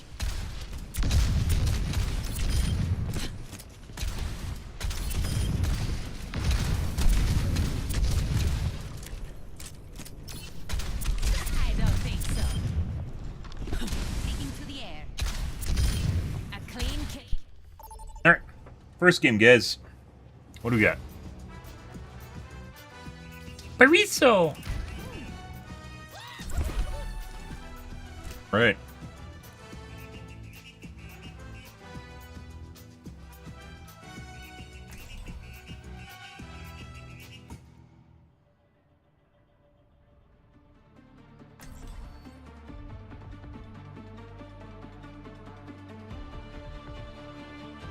I did think it was a tough decision, guys. Like, trying to figure out what exactly to do. Like, I'd love to keep playing Overwatch 2, but just not. In the presence of a legend. I think we might be in the World of Warcraft scenario for Overwatch 2, which is people only want to watch, like, the lifers that have been here for 7 years. To me, and I'll keep you safe. Or comp, which basically doesn't exist at this time of day. Shields up. Hello. Wherever they hide, we will dig them out. Yes. Flying the friendly skies. Power means nothing if Hello. you do not put it to use. That's hard vacuum, baby. Oh. Affirmative. Press the attack. 1. Attack commencing. Up and away. Capture objective A. Repulsion.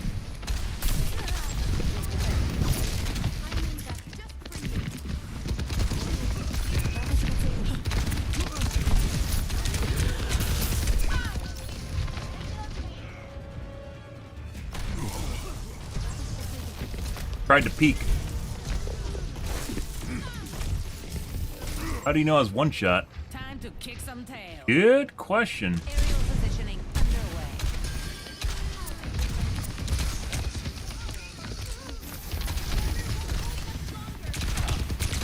I see an enemy. System repair.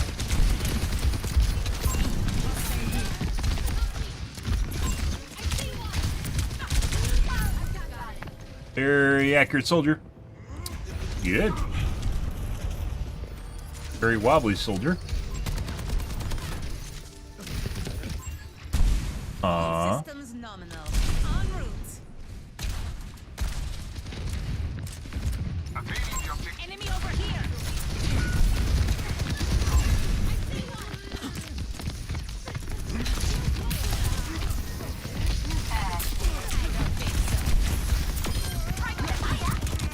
Get in the... Nope.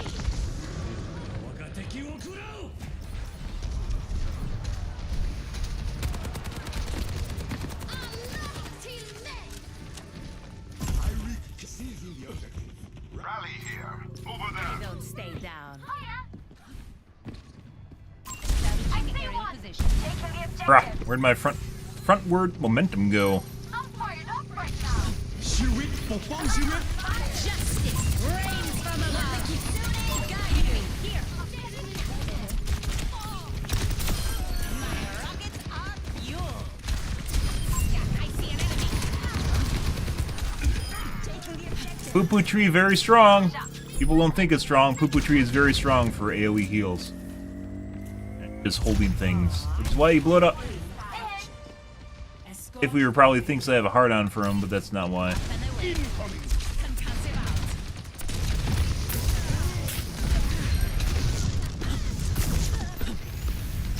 Health restored. Uh-huh.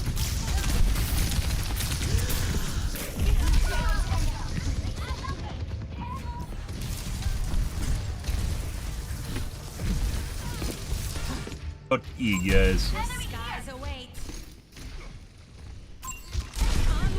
Hit my head.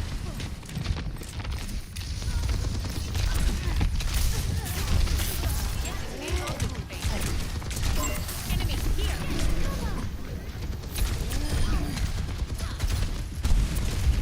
On the move. Enemy over here. Increasing altitude. Enemy here. All right. I see an enemy.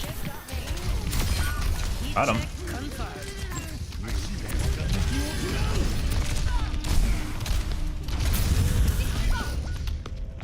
I came for the Kiriko. Kiriko left, and then we died.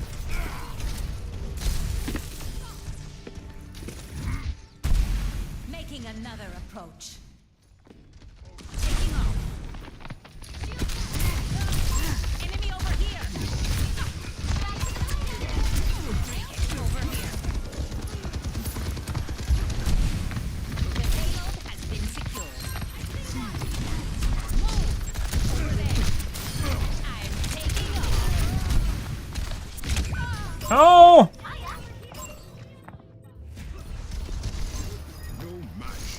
Apparently, our tank wasn't near me. Vitamin Doomfist. Always more to learn. Aerial positioning. Maybe I have to get my hand cam back. Hand cam is a fan favorite. I can't have hand cam on right now because I am literally using all the cycles. Bye.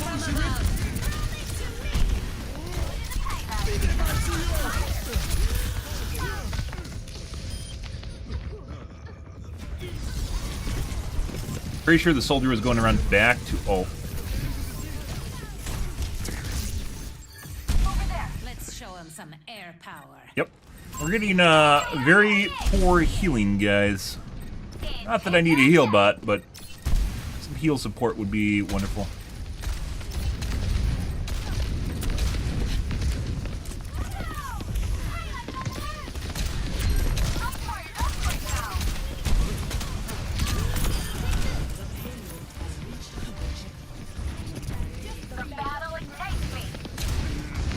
Repulsion.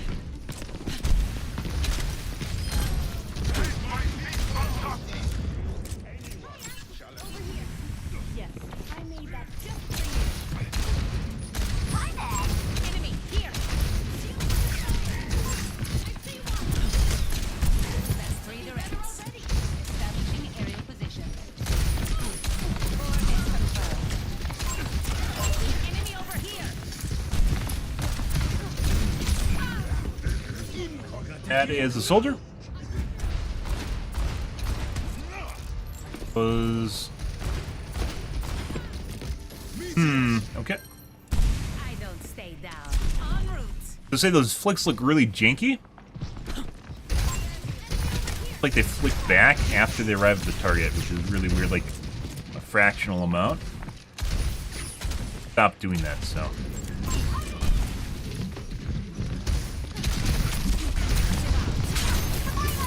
And away.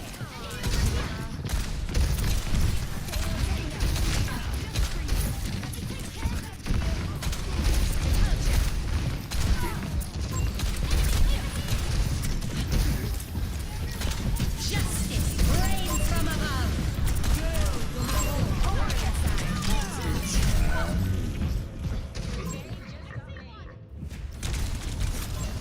I actually missed because I thought he was going to strafe out of the missiles, and he didn't. He just stopped and just kept jiggling in place, which is weird. Which possibly saved him. Positioning.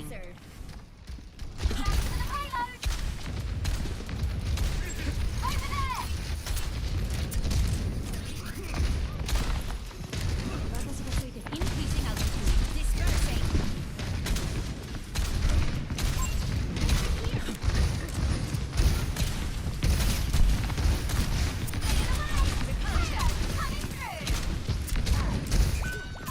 Enemy here.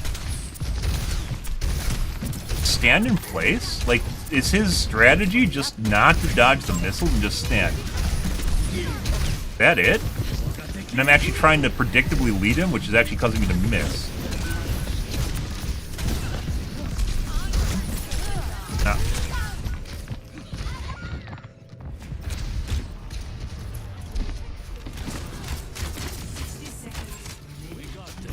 He literally isn't even trying to dodge, he's just jiggling in place.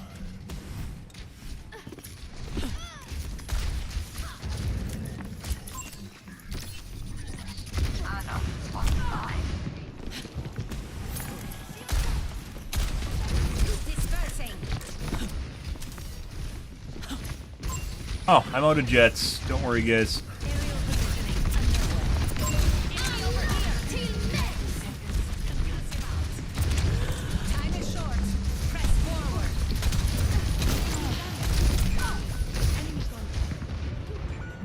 Just flew to my healers, hoping to get healed. They're too busy trying to DPS, though, so good for them.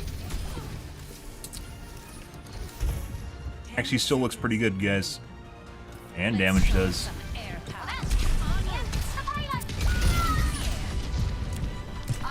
Can't get there in time. Alright. Hero heals, winning combat. Good.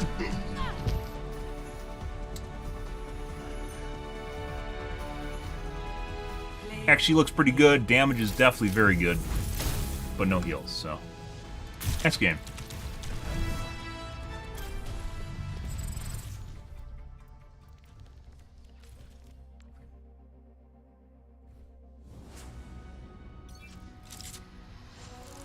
Both the Ana, at the end there, guys, both the Ana and the Brig were on that right side. I literally flew over right next to them, hoping they would heal me, and just no shit's given. Good for them.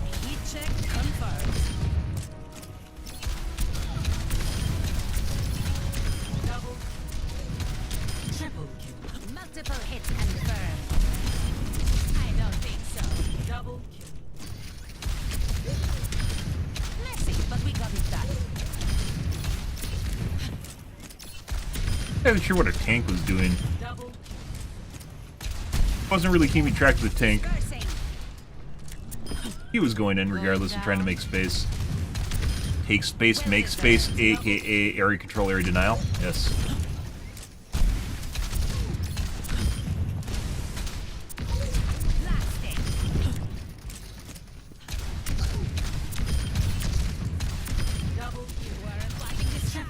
Multiple targets eliminated.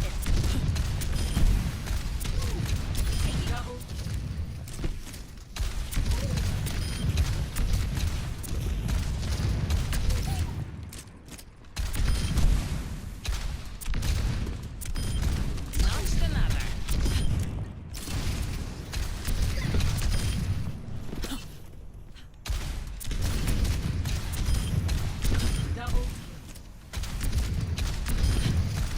Double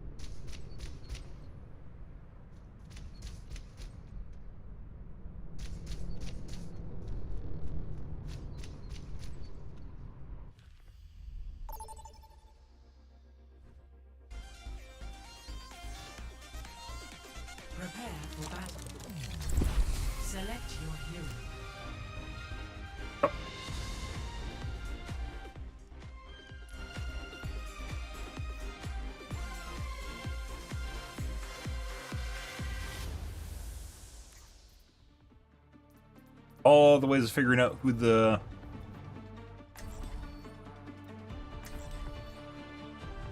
Steam mode users are, stream mode users are, anonymous mode, as it should be. Pre-flight checklist Curious if complete. the void Running still works. clean and Does hot. not. Which is good.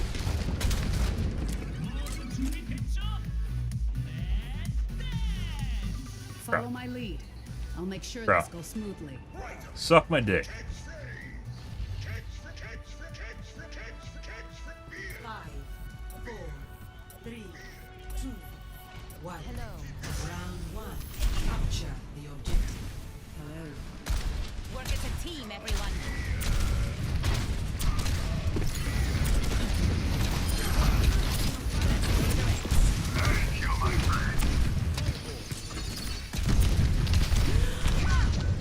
Very accurate, McCree.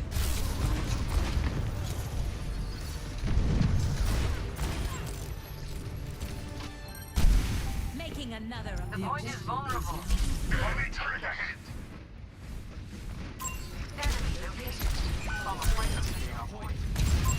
Enemy turret down. Enemy over repulsion. Our objective now. There's the enemy turret. Take it out.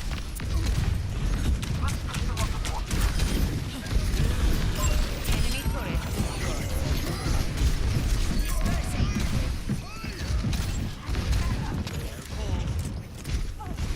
Increasing altitude.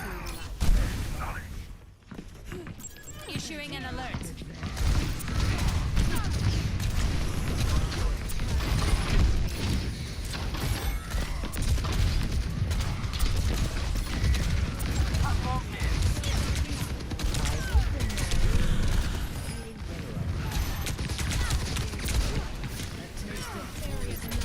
I don't think they belong on point. I see an enemy. Feels like I got people looking at me when I'm looking away from them, guys.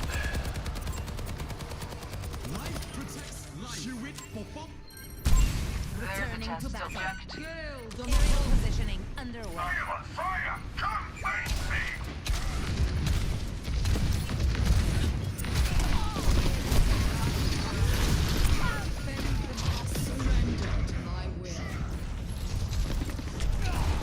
Guy is most definitely cheating.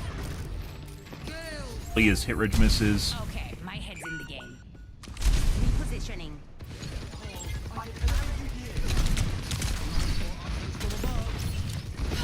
Very annoying.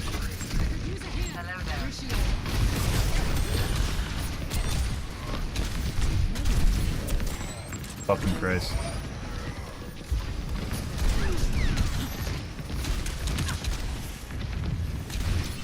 Dispersing.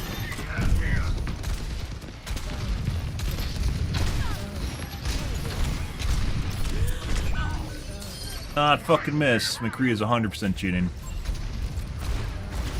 Takeaways. Fucking him. Zero situation awareness, too. All systems nominal. En route. Come take the objective with me.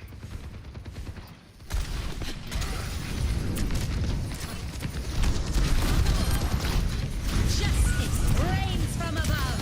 Taking the point. Kept shooting him. We're outnumbered. No. Good. I don't stay down.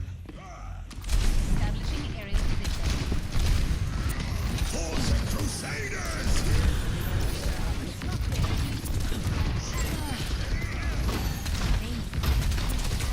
I don't think so.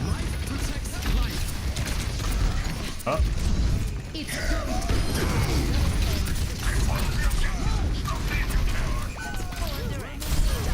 Check confirmed.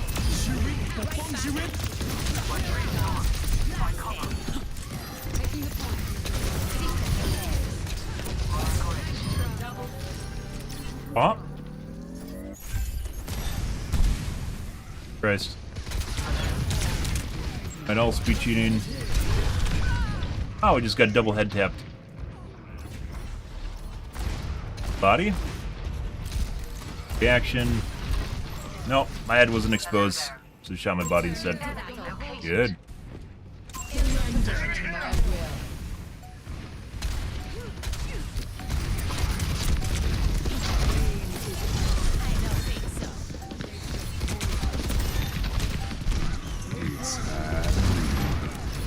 Huh?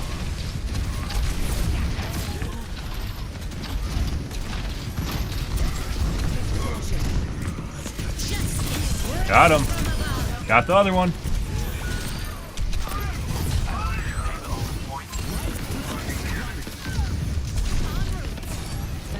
Hi.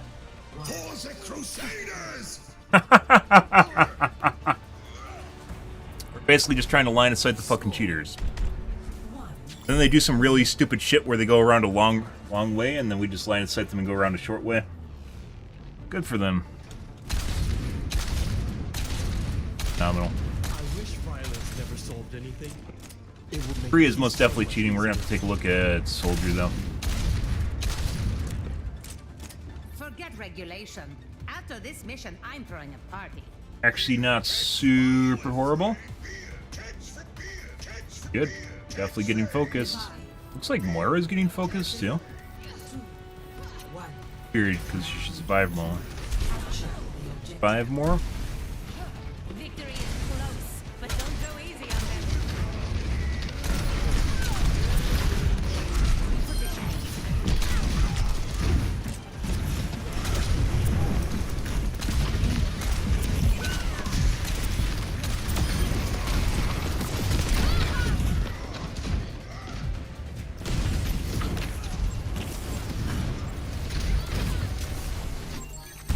All systems nominal.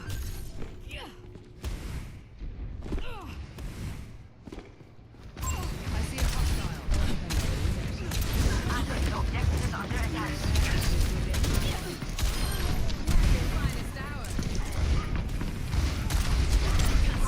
Oh, I just fucking helped him.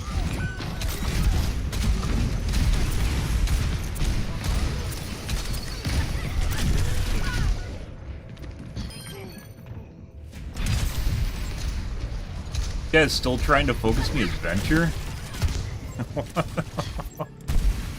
Hey, bud. Join me at the objective. Glory lanes.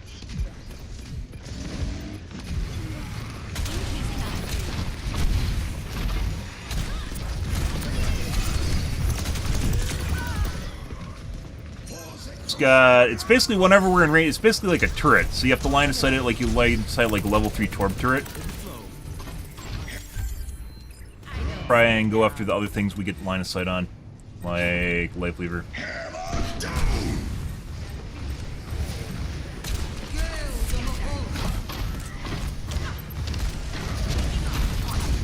It's go time.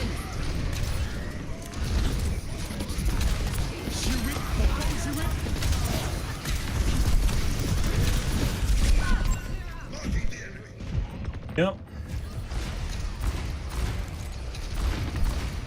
Beam through the wall. Shake it off.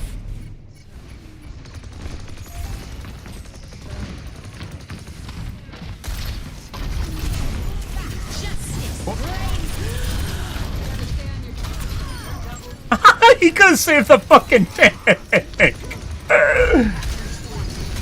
All right, well.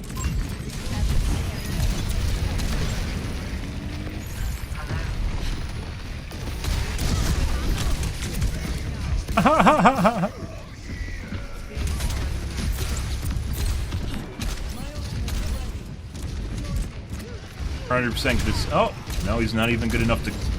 Normally, you'd see the fucking McCree peek out the left door, and he didn't.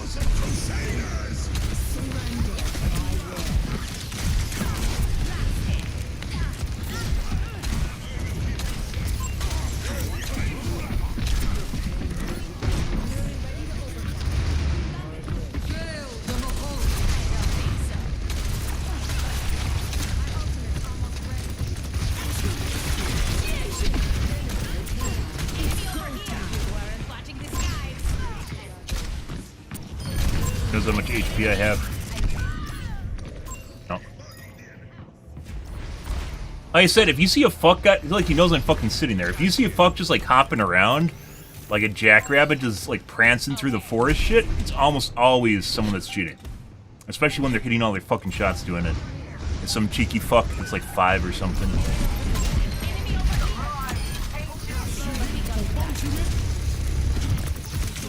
That's not my poo-poo tree.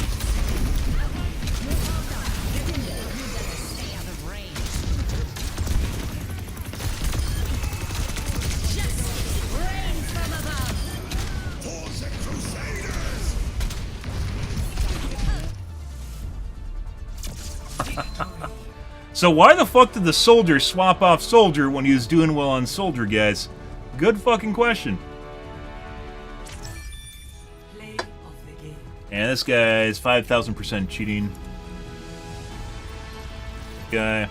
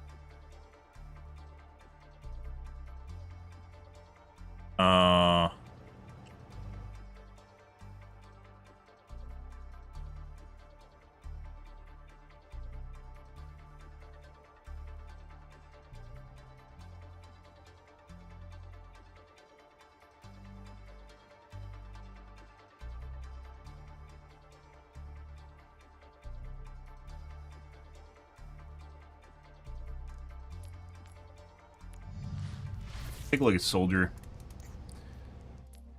Very weirdly swapped off. Ready for battle.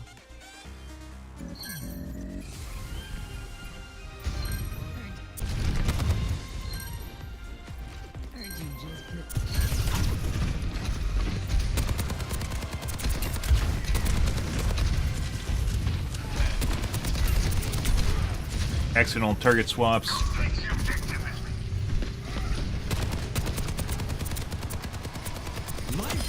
It's like a bone mesh.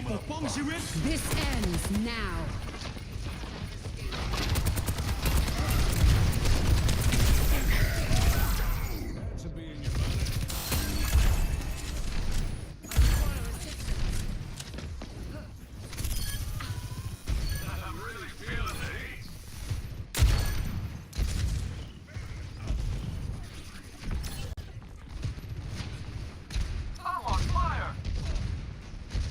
Something.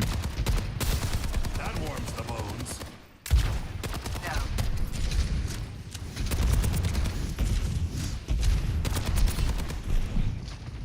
Have to wipe her through the wall.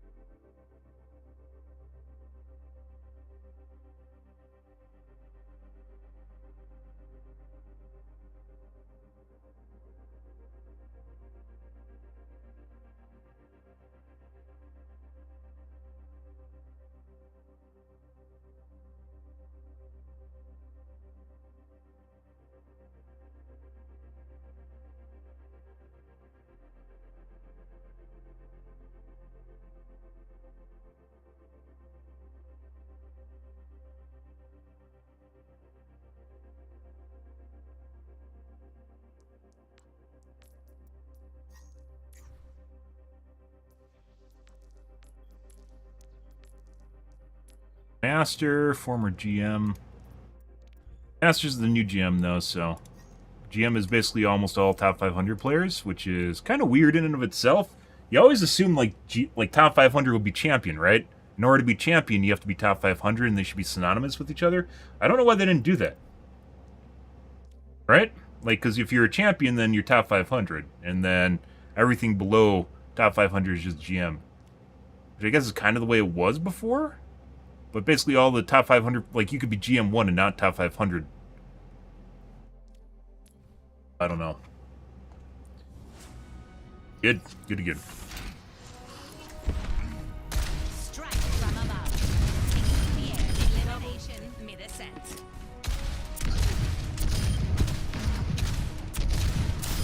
I'm taking off.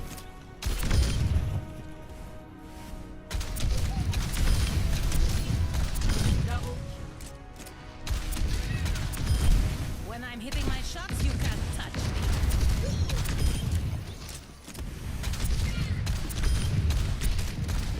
Double kill.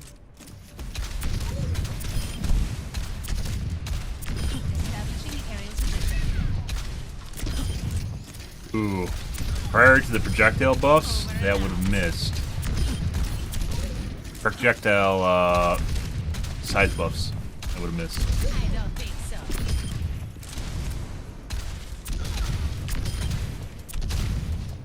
Double kill. Move. Swish.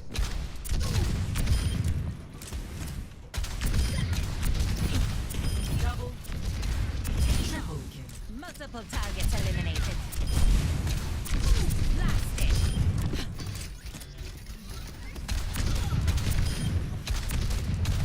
Double kill. Triple kill. Well deserved. I don't think so.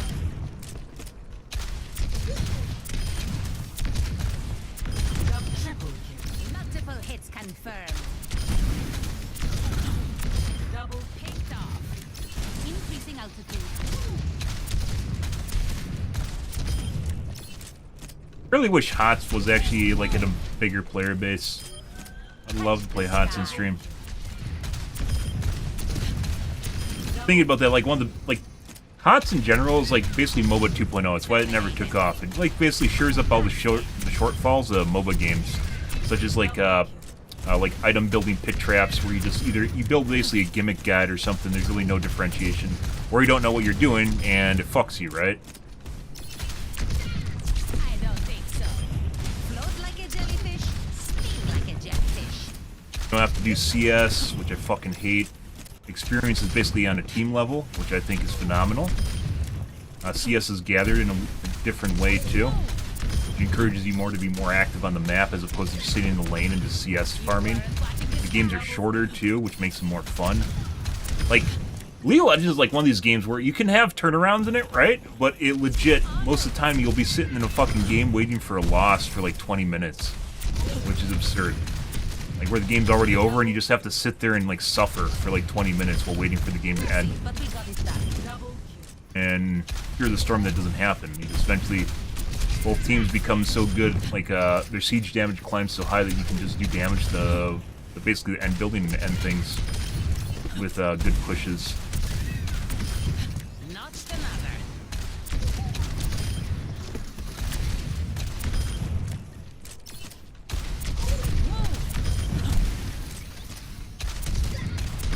Yes, you're not CS up. Lol, you just fucking sit there, you suffer the entire time. Splash. HOTS has some really fucking cool characters though, but League of Legends has been out forever and I haven't kept up with the characters, so there might be some pretty sweet characters in League of Legends now too. I remember Jace coming out and he was very cool, but there's a lot of characters also in LoL that aren't good. So, I guess I have to look at a guide or something, I don't know. Prepare for battle. Select your hero.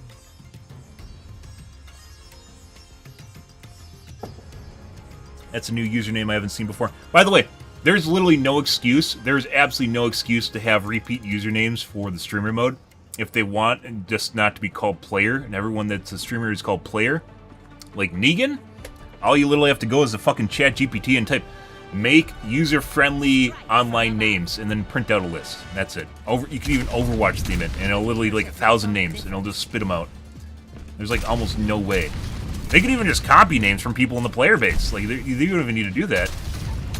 Like fucking Ghost Pants and Runs, because you can have, your names aren't unique, so. Like, you literally just copy the names of the people in the player base. The very fact that it launched and there's like fucking like 10 names. Increasing output. Box.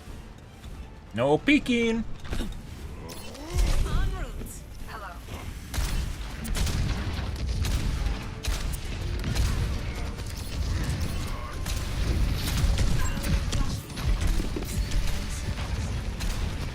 I see an enemy.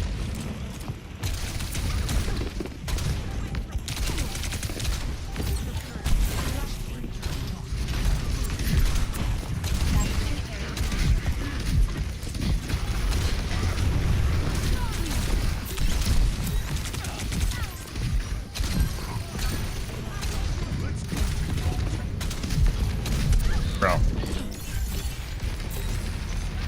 Enemy over here.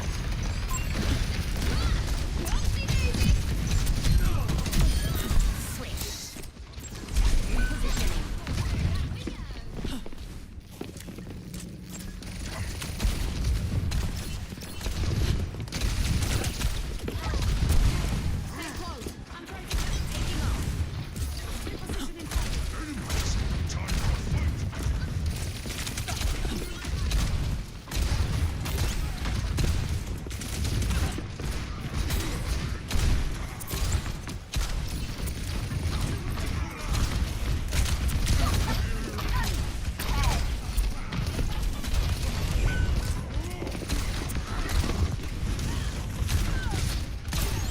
Very accurate bat.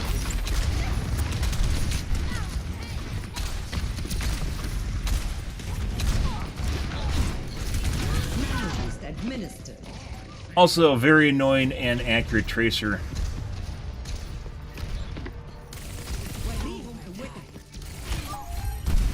I don't stay down.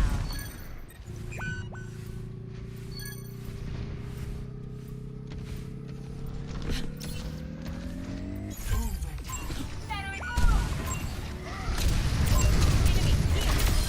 My rockets are yours.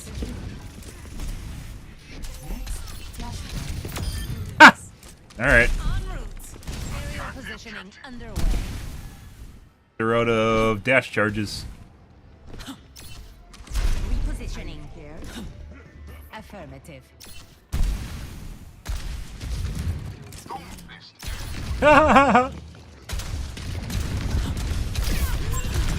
Extremely accurate. We just got domed twice there. Pretty sure.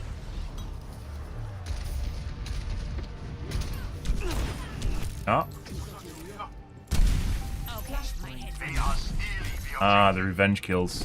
Increasing altitude. High time. En route. Stay out of my way. Turret up ahead. Float like a jellyfish, sting like a jellyfish. Positioning. I acquired that's 3 hits. Some justice right over here. Enemy over here.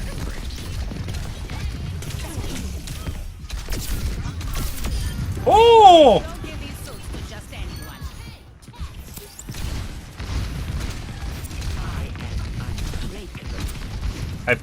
I completely expected that tracer to fucking try and walk on my backside, and they didn't. I need healing. Try and jump up here. Fuck off. Enemy here.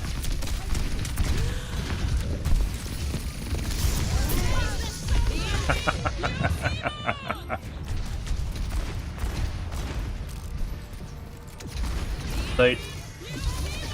Cream through walls. The skies await. Form up. Hey, it's Keiko. Group up. Okay, bud. Okay, bro. Now we have to wait for fucking Doomfist. Like, you know, you want to peek, right? You want to fucking, like, apply pressure, but, like, if you do that and you fucking die, it is literally worse than just fucking sitting and waiting. It is much worse. Because then we have to fucking sit here for 20 seconds waiting for you to show back. It's not just like respawning, it's that you have to like walk back and get to the...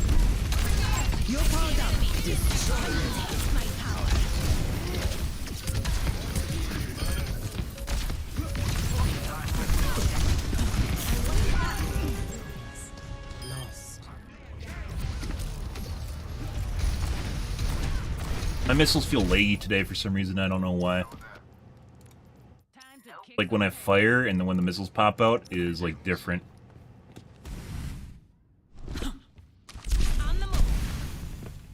Why I'm missing a lot. My aim does, my actually isn't looking that way, but it definitely feels that way. Oh, my direct hits are low. Earlier my actually is much worse.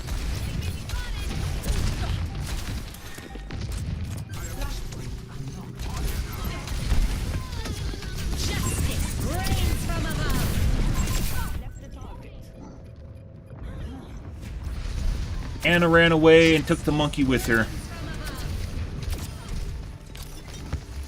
It's high time. Remove them from the objective.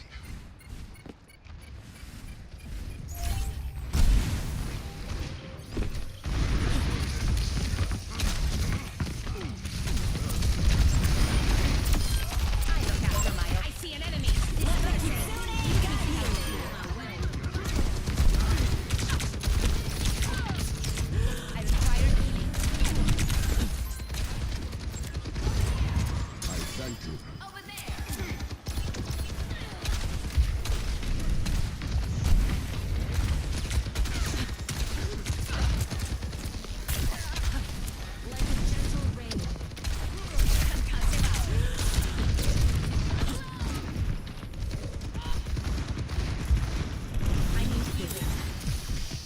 Yeah.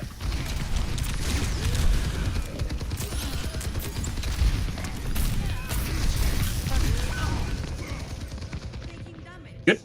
Good, good.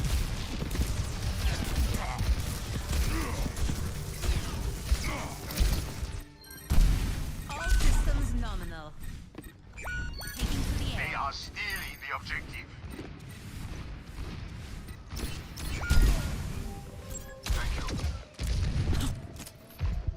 Group up with me. Or maybe not. Enemy turret ahead. Okay, you actually killed it, or everyone's dead.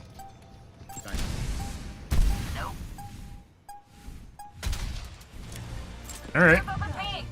Secure. En route. Next, flashpoint. Temple. Yeah, red enemy here. Establishing aerial position.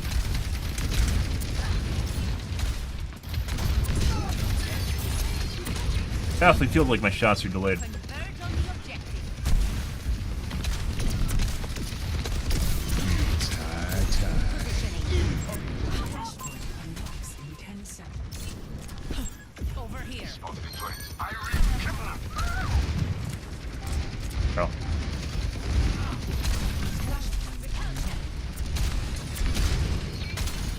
Good. Alright. But we got it done. Heat check confirmed.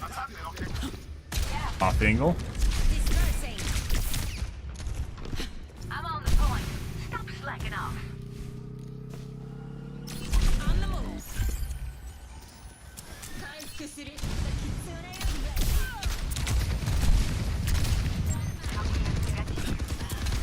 Rid of the safety rails. Buddy. I am unreal.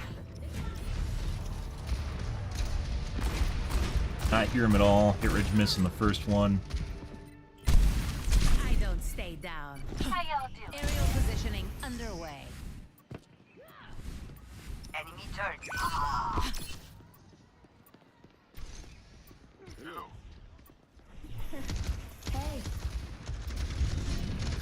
Group up here. Let's give it to him.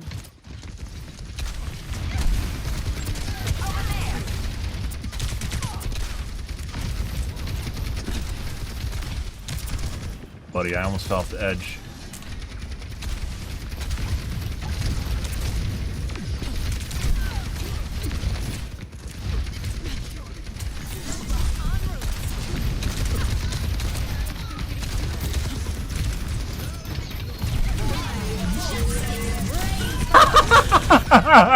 You want to have a DPS contest with me, bro? You can.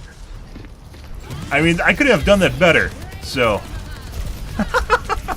like, he basically went out of position and ended up at literally the perfect angle, which is me just dropping every single missile on him. It doesn't matter that he has whatever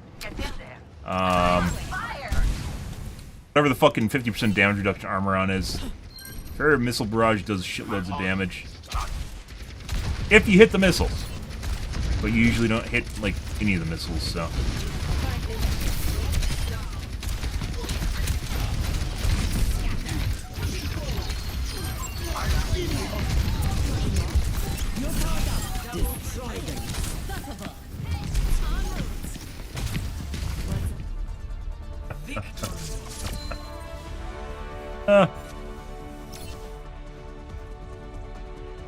Actually low, guys. Why does my like my 1% are shit too? Something doesn't feel right. Maybe we'll give her a restart. Yeah, this is literally where the fucking tank just walked out to try and fuck with me, and then Doomfist walked all over him. I don't think that was meant for me. I think it was meant for the Doomfist. Oh. Nice.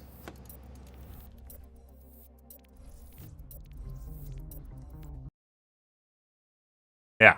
Pharaoh's ult. There are some people that I've seen Doomfist try to tank it. Like, they walk out and they're just like, I'm going to hold up my fucking, like, block here. And, yeah, no. Especially BAP boosted Pharaoh ult is a force to be reckoned with. Like, nothing you can do. Just don't get hit by it. Like, I mean, there's a lot you can do, which is just don't peek. But for some strange reason, it's like a bug zapper. People always fucking peek that shit.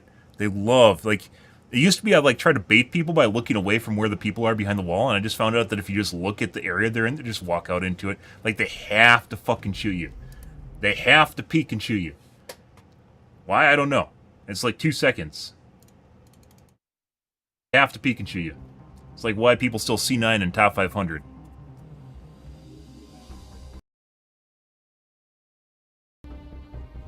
I don't know.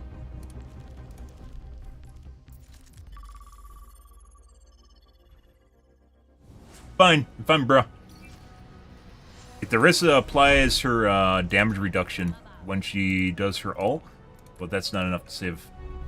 Not enough to save you. She can eat my missiles with the whirlwind, but she used up her whirlwind already. Hardened blockade or whatever it's called. Going down. I am taking off.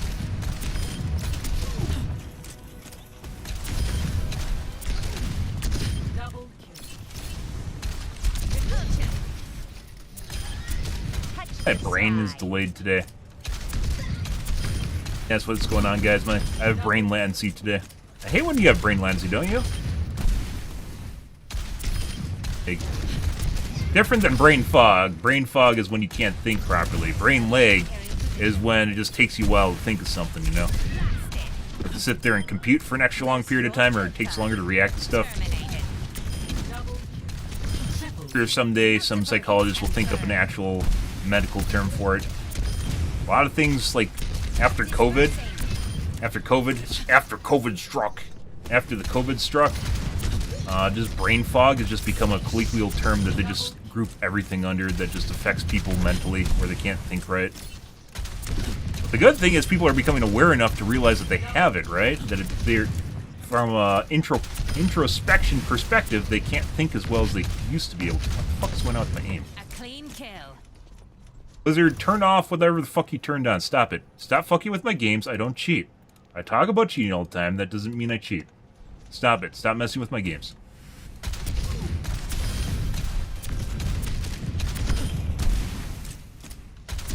By the way, I could see a case, depending on how their anti-cheat works, for instance. I could see a case in which they would fuck with your mouse input to make it so you don't aim in the right spot to see if you miss. So if you don't, that probably means that there's something else that's controlling your aim that can make up, like, retroactively easily make up. It's actually a way you can program an anti-cheat for the erroneous input, right? And while humans can do that, you know, muscle aim being something people try to perfect over years. I don't think so. Justice served. probably is not nearly as adaptive as a computer algorithm is.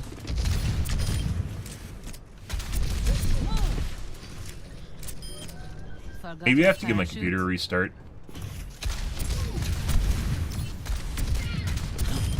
I always get my first blasted.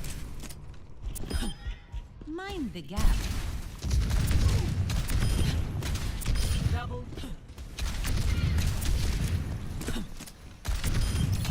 Double. Establishing aerial position. I don't think so. Maximum impact.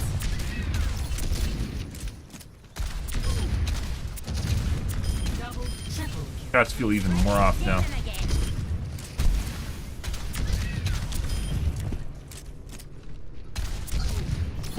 Blasted.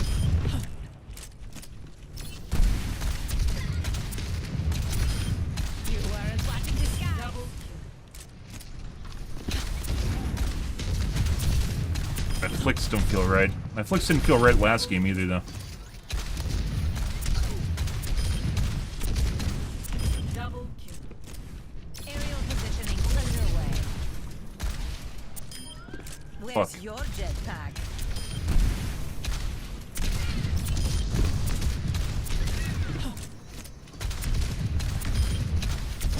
Got one. Double kill. I don't think so.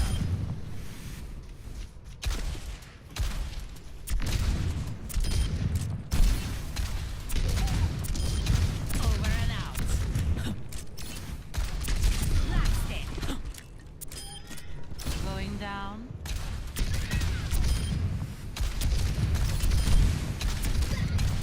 Double kill.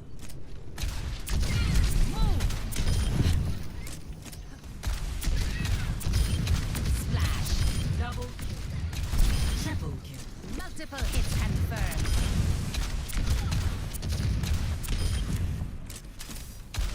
I don't think so. Ooh, spicy below the railing. Messy, but we got it done. Double. Perfect timing.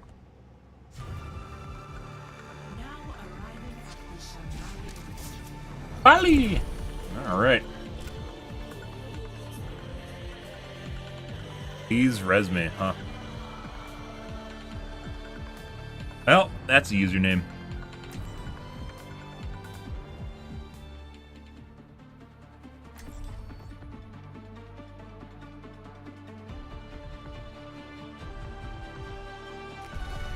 Strike from above. There is much to admire about a rebellious spirit.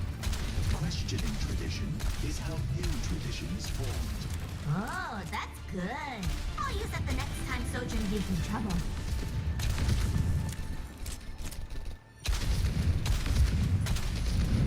Caught your stream last night, Conejita. You're not bad at those games. Not bad. I'll stop you even with your hacks. Aye. I'll be sad when we take you out. Perhaps 5, 4, 3, 2, 1. Establishing aerial position. Escort prepared. Scatter. Get him? No. Moving. New counter.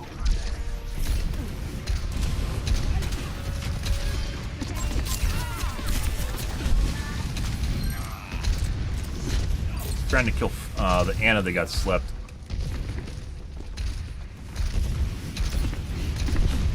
Taking off. Then we just got 2-tapped by the McCree. Alright. I like how fucking hit scan players always talk about hit scan being more skilled than projectiles. I don't even know how I died. Did I get hit by a Pharaoh missile? Like, I didn't see a headshot in there. Payload mobilizing. Oh.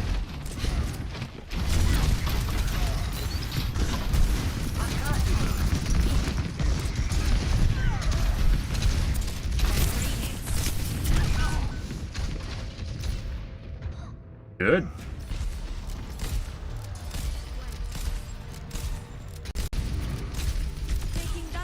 We had a U flick or a flick back. All systems nominal. Repositioning.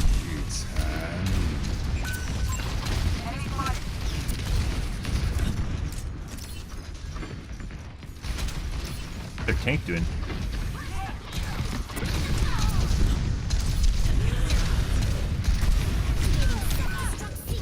And once again, the McCree.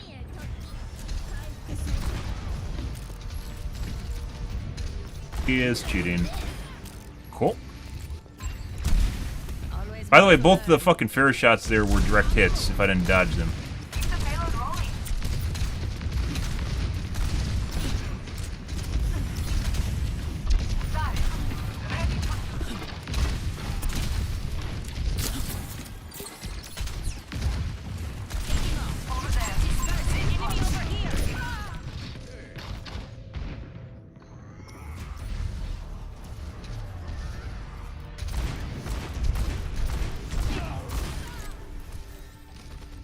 Vibrating too, that was a set percent miss.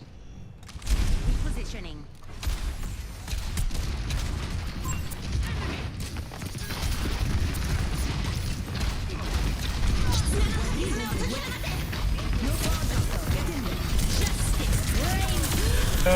Bruh. Thanks for showing up. You're powered up. Get in there. Ran out of jets, by the way. That's why we're so close to the ground. Happy to assist. The skies await. Fuck is our fucking Sombra doing, guys?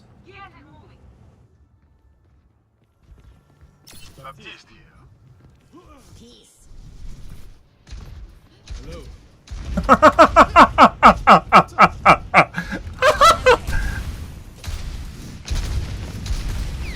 Also, we're going against fucking McCree that's cheating.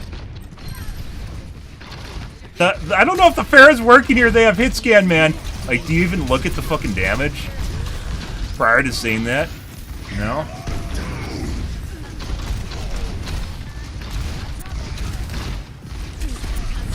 Also, no, it's not, because I have to fucking play against the cheating McCree here, which is very difficult. We used to be able to do it better, but Blizzard took it away, so...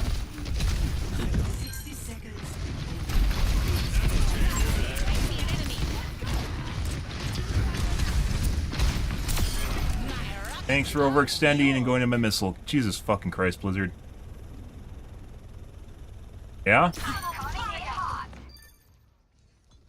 Fuck is that? The payload has reached the checkpoint.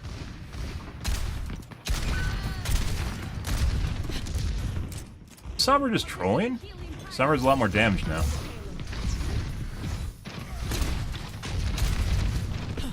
Was trying to be rude. Their cast is just kind of good. Yeah, he's cheating.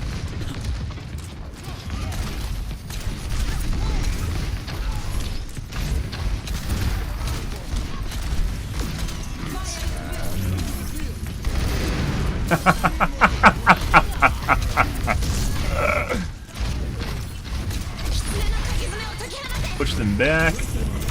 Got them because they ran in.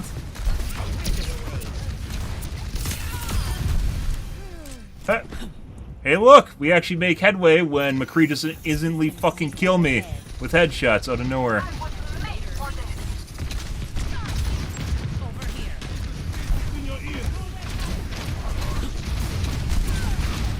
Gonna try and overextend and try and kill me, as he's been doing.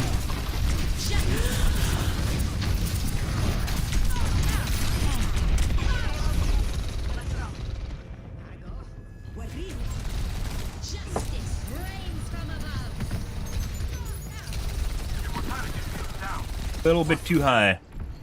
I don't stay down. Get the McCree. Repositioning. No, he's just trying to one-tap me now. Fun? By overextending. This is the same. This is the normal cheeky fuck shit you see when people are cheating, guys. Remember when we were talking about people cheating being cheeky fucks? Like the guy that will, like he just fucking dances, not dances around, but literally just fucking do it. Well, literally just fucking, just jumps around constantly and headshots you. The same shit. You can see whenever there's a big velocity change, his aim starts shaking. Like it starts not shaking, it starts vibrating.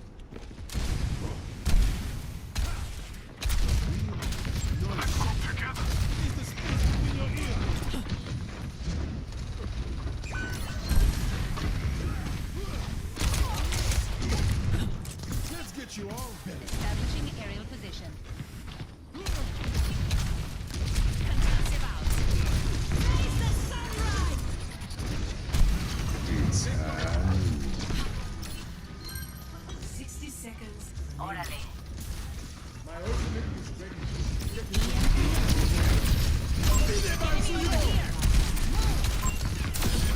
Thanks for coming back to the angle. Fuck off. It's literally just a fucking turret.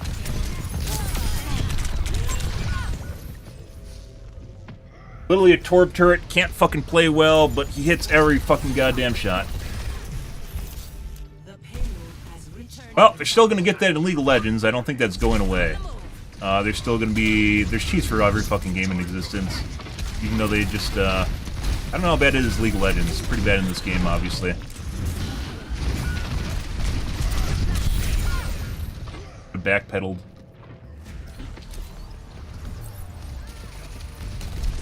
You're not doing so good. Not backpedal, use my right click. But at least in the case of League of Legends, it's more about positional aim as opposed to just two-tapping someone with a fucking headshot.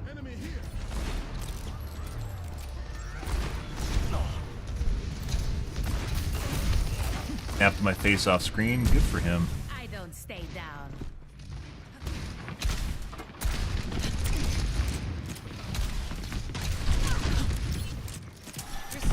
I knew I could count on you.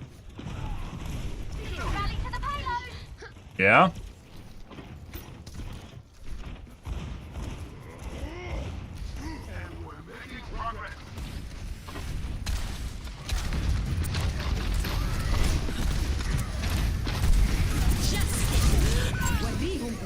Oh, we didn't get them. Apparently they have a Bastion now. What?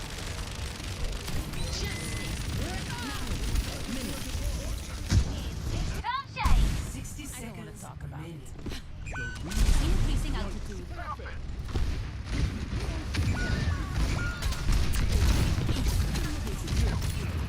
Surprised I didn't walk into my missiles. Huh. That's a something. Like I said, this guy's 5,000% cheating. That should be in your bonnet. Fucking shit. You can see when it detached when I went around the corner and just flew all over the place. Yeah.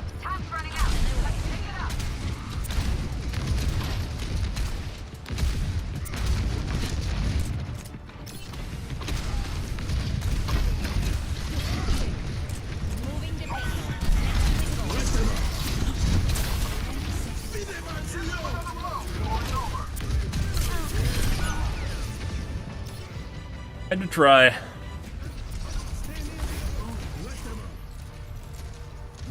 Fucking watching me through the wall. Good for him. Alright. McCree is 5,000% cheating. We'll take a look at...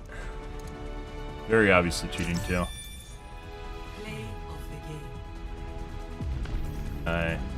Was it a burner account? That's me, by the way. 3 hits confirmed. 4 hits.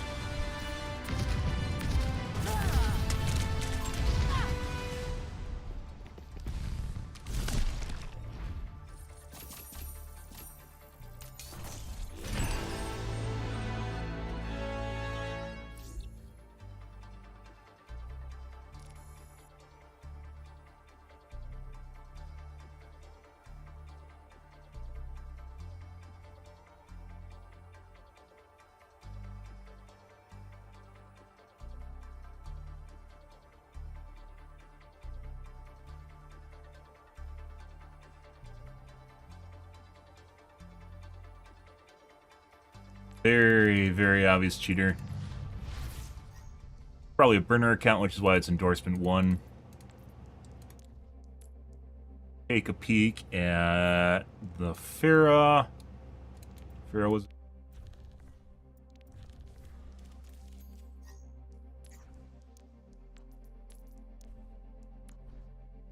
Let's see. Ready for battle.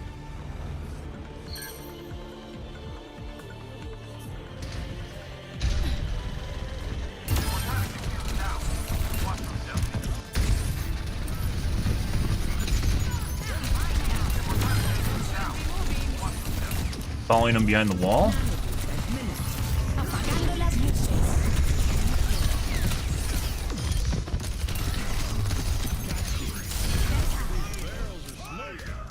Is it faster to hack Bap's field other than just shooting it? There's no way.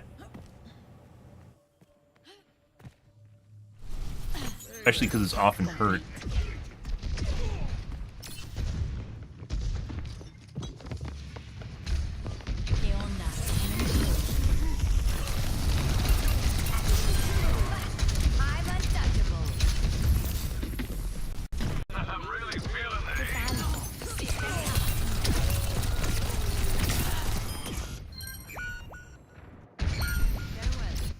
Feeling much better. The payload has reached the checkpoint.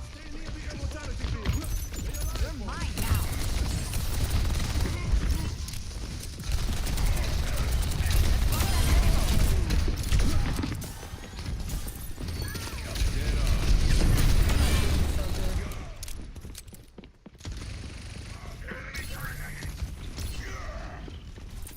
Tengo que irme.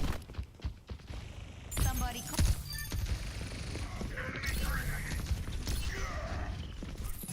Tengo que irme. Somebody call.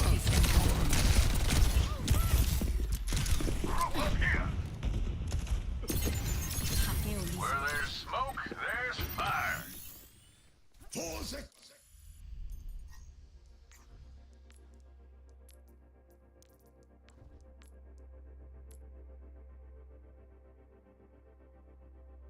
Bad damage wise.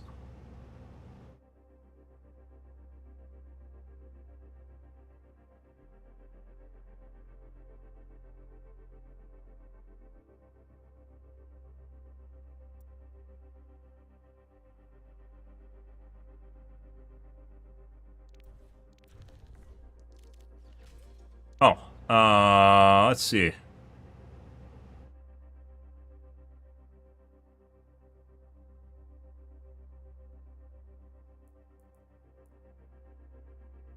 Bird talked at the end here. Okay, next game. Prepare for battle.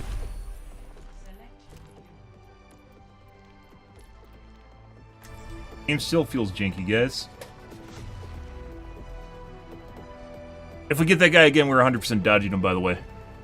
I'm not exactly sure why, if people are, like, very blatantly cheating, that they're actually playing with, like, they'd usually use anonymous mode. That's usually the way it went in, well, actually, no, it didn't. In the case of, Dead by Daylight, even with anonymous mode, most people chose not to use it. The first time I flew this suit, I crashed. I guess cheating without people knowing who you are isn't nearly as cool. It's the feedback loop, guys. It's the serotonin dopamine. Ego and hubris is definitely a major motivator, or just the pure motivator of people cheating. If they don't get the serotonin dopamine hit, it's not worth it. Thanks for the assist. People have to tell them they're good, and they're cool. And they're good and cool. Commence combat operations. Let's give them more medicine.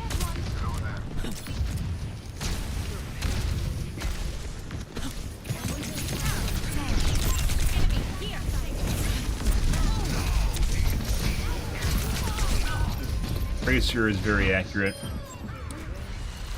Good.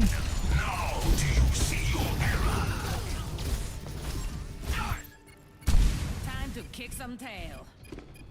Establishing aerial position.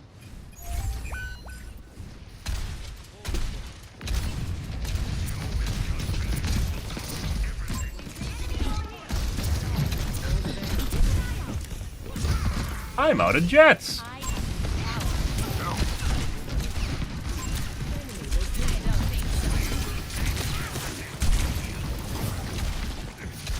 Then fuck that railing.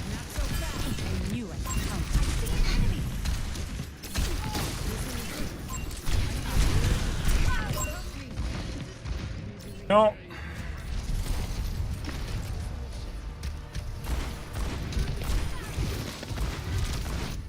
Good. Okay, my head's in the game. On the move.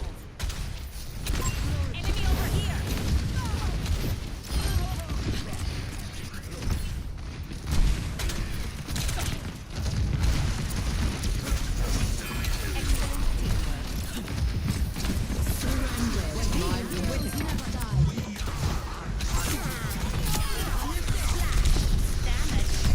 Got stuck.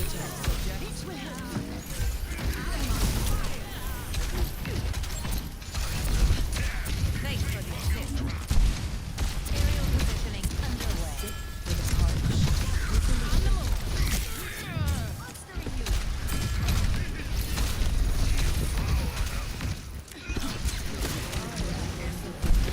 Justice reigns from above. I could have went the other way and probably survived. Oh my god, you guys are looking at me. Don't look at me. Not without my makeup on. Shake it off. They are stealing the objective. I see a hostile. It's go time.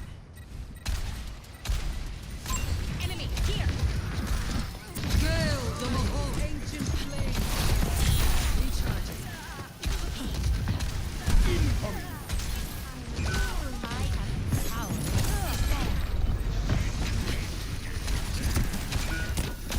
All right. Be advised. I see an enemy.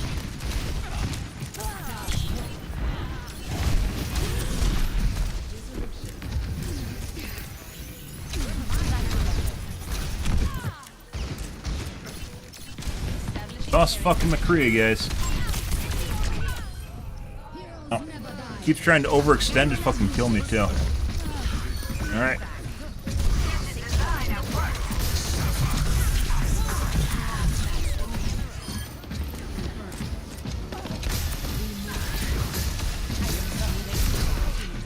Taking the point.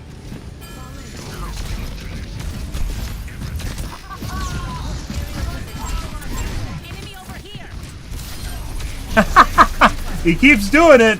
Those are the same fucks that are so stupid you can get them to, like, walk into your missiles around corners while trying to basically insta-kill you. Whoa.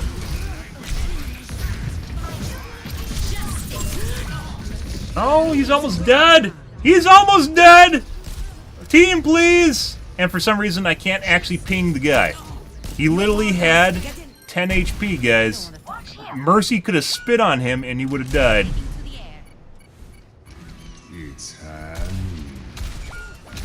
But for some strange reason, the game wouldn't actually allow me to ping. Oh, we gotta go in. Thank you. Love having an entire team trying to kill me. Pretty fantastic. Good.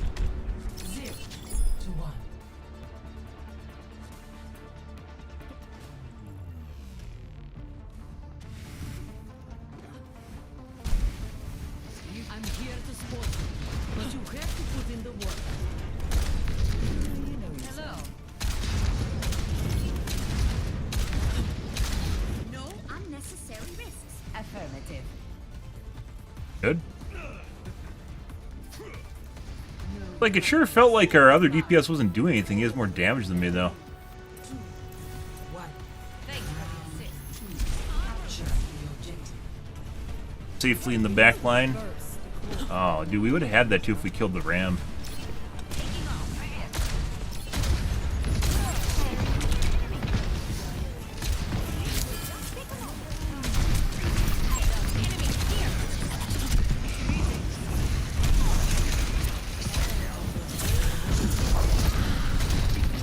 Nice bubble.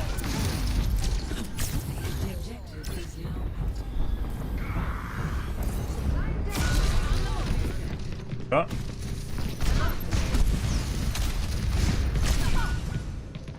Very certain McCree's cheating. That percent miss. Okay, my head's in the game. Flickaways. Yes. Hi.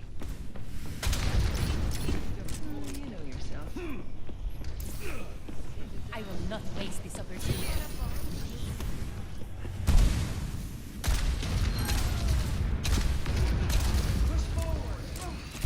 Oh. I need healing.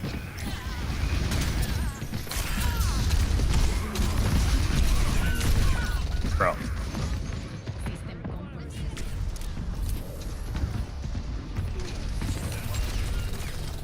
Guy's cheating as well from the looks of it. Accidental target swaps. Oh. Beyond Somber though, the McCree's definitely cheating.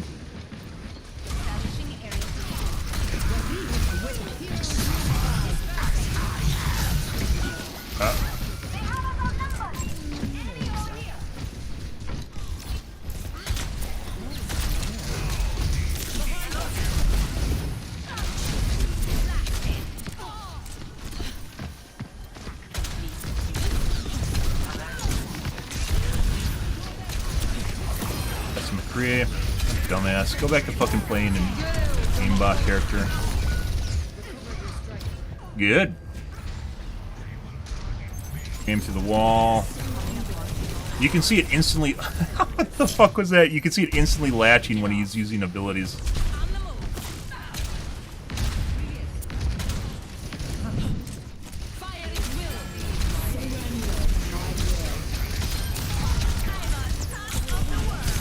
Buddy.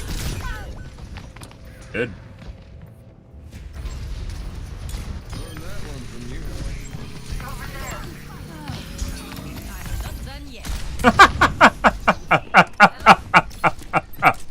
I bet he's gonna ult me the moment he sees me. I'll go in and use it. Like fucking simpleton. Good. Oh, this guy though. No, you missed it.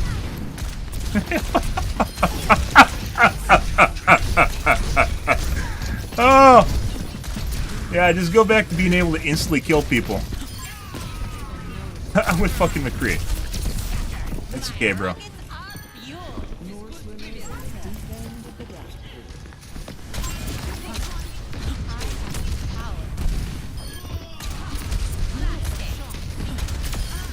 Yeah. Huh. When do you think we're gonna see McCree again, or do you think he's gonna go Widow?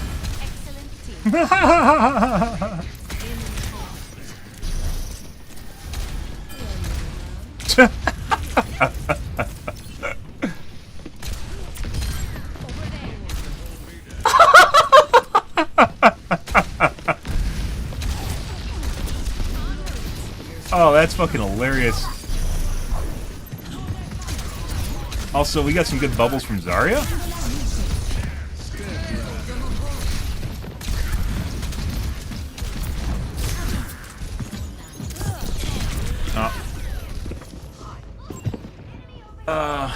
That's right when I needed to use my abilities and got hacked, so I couldn't.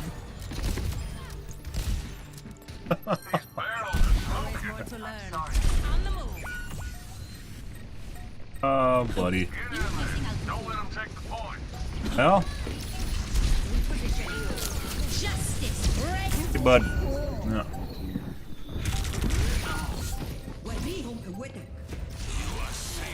Also, I thought they had the point. They did not. Now they do. I expected the enemy team to actually walk back and try and contest with me, and they didn't. They just walked away while I was ulting.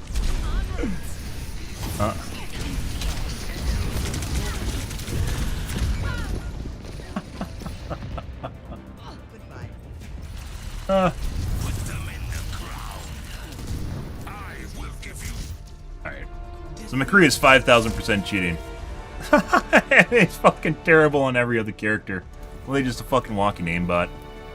Ah. That was this guy.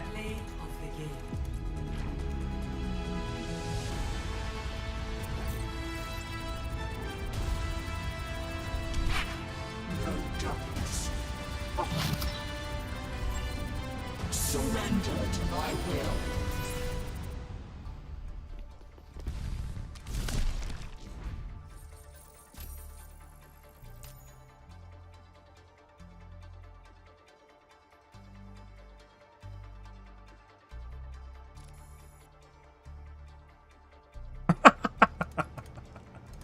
That was something. Let's take a look at Sombra. Fucking crazy. Ready for battle. Helden sterben nicht. Apagando las luces.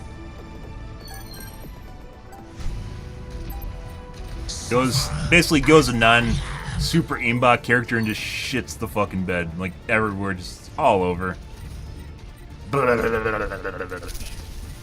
This guy.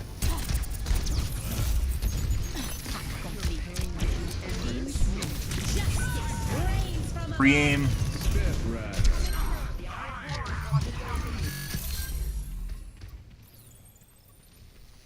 Claiming the objective.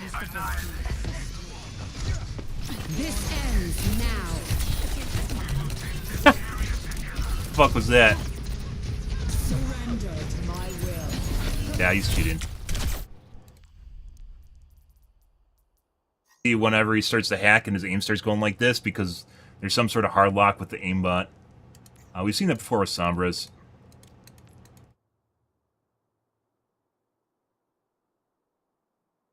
I also saw it in game.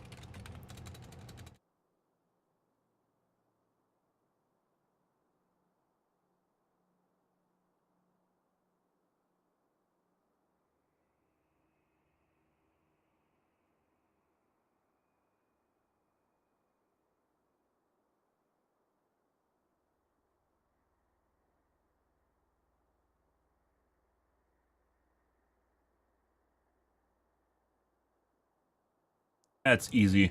So, like, even though we're getting people that are cheating probably because they think I'm a streamer. Oh, I am a streamer, but not a big streamer.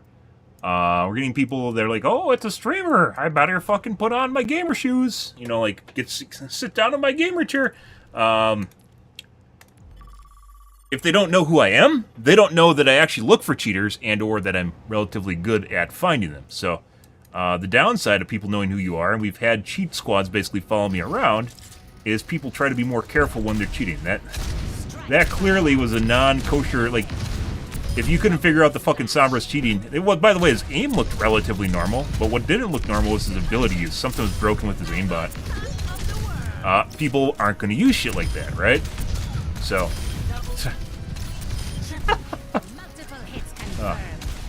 Yeah. Bye, Sombra. Have a nice permanent vacation, bro. Like, well, we know McCree was definitely cheating. His aimbot wasn't freaking or wigging out. But the Sombra's was. Sombra was...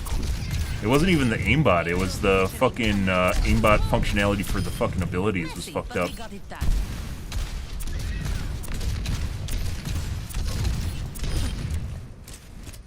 It is one thing that, even though there's a shitload of people cheating in this game, guys, I will say it and say it again, this game has the best tools for you as an individual to find people that are cheating out of any game I've played.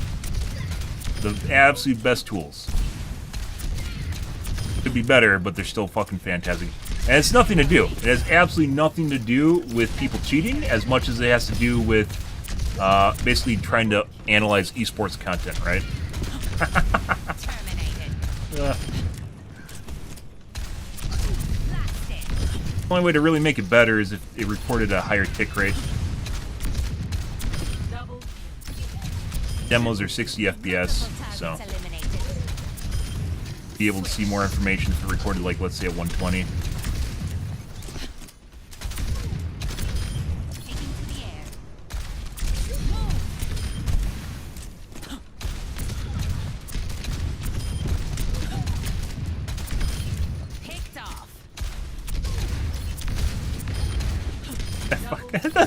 Like, putting aside the fucking Sombra with the aimbot that just starts going like this, oh, when he's using abilities, putting that aside, the fucking McCree, that played McCree and instantly gibbed us basically the entire fucking match, and then swapped to basically any other character and just kept dying. It was fucking hilarious. Like, literally a fucking turret. Ashe is the same way. And it's like, I'd even say like more people cheat on McCree and Ashe than they do on Widow, because Widow is easier. It's like the most sussed character, right? And people are gonna be like, oh, is that Widow cheating? And it's easy to figure out because you just get fucking headshot constantly. I'd actually say people generally cheat more on McCree and Ashe. Ashe and McCree are almost synonymous with each other in terms of how they play. Next game.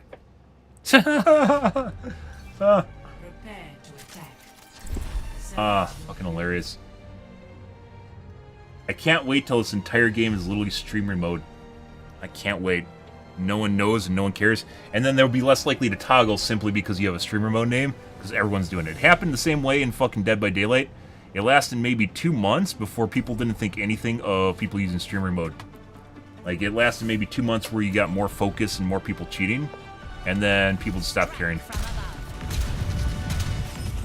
Because a lot of just randos used it. It shouldn't be called streamer mode, it should be called anonymous mode. Which, to be fair, no one really needs to know who you are outside the game. It's not the way it works, it's meta information. Hello. Flying the friendly skies. I'm fucking done with girl bosses. Fuck girl bosses. Fucking Mary Sue's a better name. Hello. Ah, I love you. You're fantastic. Tee-hee. I'm a simp. Or excuse me. I love you. I'm a fanboy. There we go. That's a better one.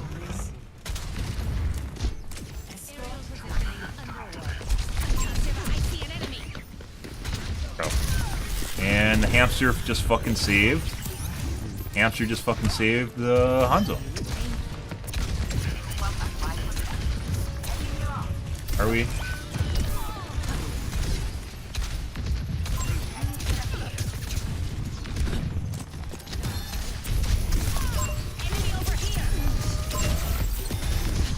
I still think punches should be true damage and go through barriers, walls, or anything. Yeah, I didn't need a grip at that point.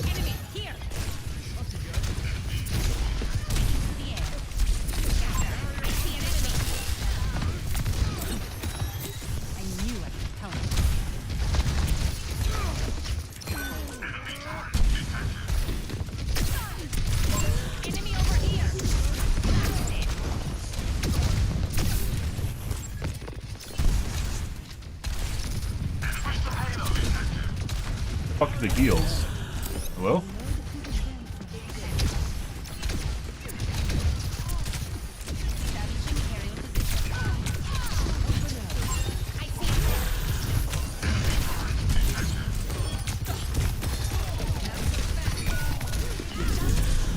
Well, we're dead.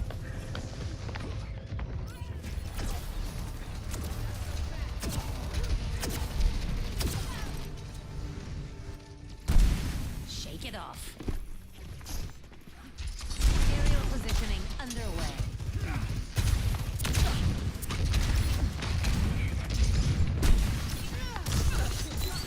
No one can hide from your sight.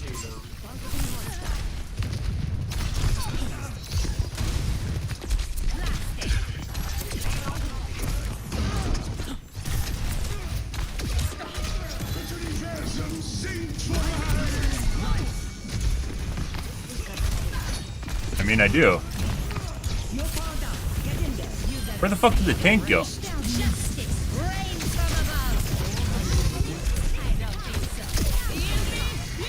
Yeah? I know she wants to fucking shield me. I know you want to fucking shield me.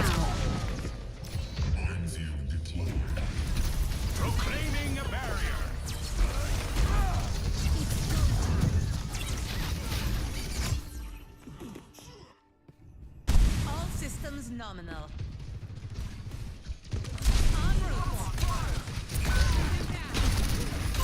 Enemy here.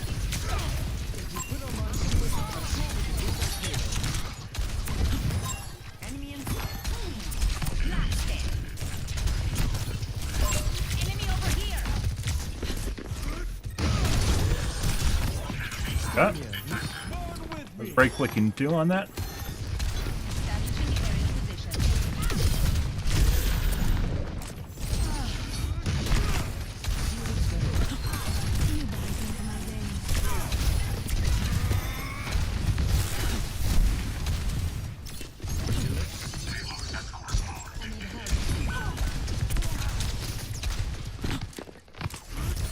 Like, we can go around the side.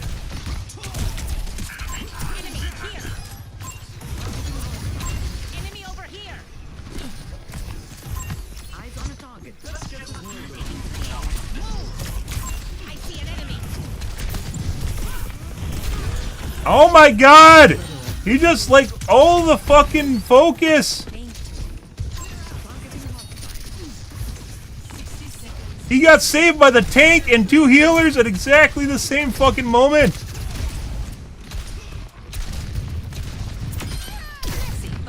Christ.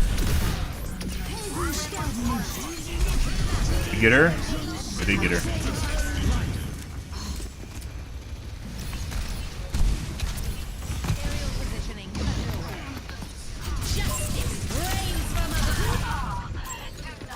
Oh, it wasn't the Mercy. It's not who I wanted to point out. Fucking shit. Making another approach. Enemy turret detected. On the move. Goodbye. 10 seconds.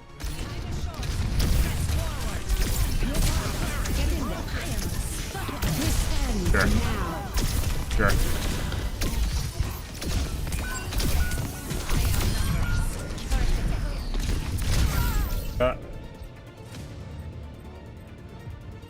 Her team's dead. That's 2. The cheating Sojourn? What was this? Dude, our fucking tanks suck, by the way. Once again, hamsters can be good, like decently good, but if you get a bad hamster, they're like literally fucking worthless. They don't exert any pressure on the game. It's like I was the fucking tank the entire game. That's 2. Take a look at the Sojourn here too.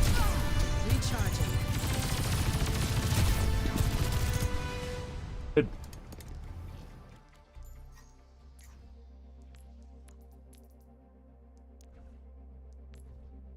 Literally, like, it literally felt like we had 4 people trying to kill me, 3 people trying to kill me, and or help the person that I was shooting at every single fucking time I went in. And we basically didn't have a tank.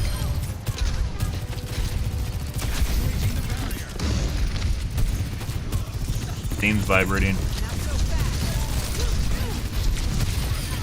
Yep. Dude. Like, this is like, when you start getting aimed at like jitters and vibrates, that's when you get the really shit cheats. They become more common too. It used to be this is pretty rare because people know that people are cheating when it happens. He's pre-aiming. I guess you have to know what to look for. Yeah, it's 100% cheating.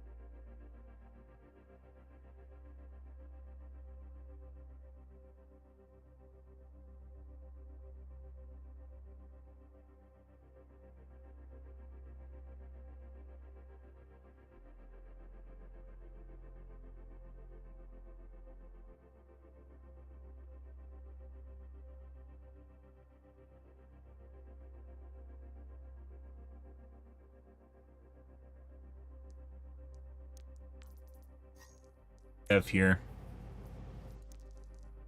By the way, it's a gold and diamond. Account history doesn't really mean anything. We have an origin story, maybe season 3. Great. 8.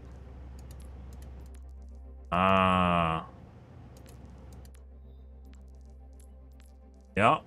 He got tired of being a master, guys, in season 8. Good for him. We had some organic progress here. And he had to really show the world in season 8. Played all those games in Season 7.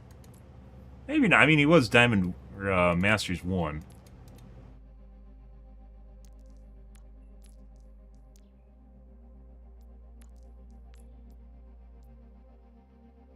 Masters is the new GM. Okay, that's when you look for aim that vibrates like that, that's definitely not something remotely normal. No matter how bad your aim is, guys, it doesn't fucking vibrate or constantly jitter. That's not... Yeah, that's not normal. There is nothing, there's no way to replicate that either, outside of a namebot. Like, you do have shaky aim, but as you guys know, and as we've talked about, if you have shaky aim and not like that, if you have shaky aim, it will actually influence your ability to hit targets, weirdly enough. Like, good players generally do not have I don't think ever have shaky aim. I don't think so. Forgot your parachute? Maximum impact.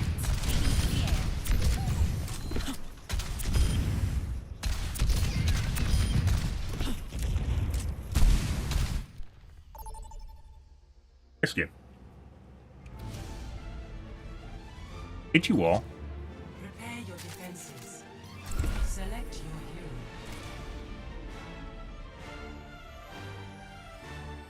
Lots of shitbird aimbots.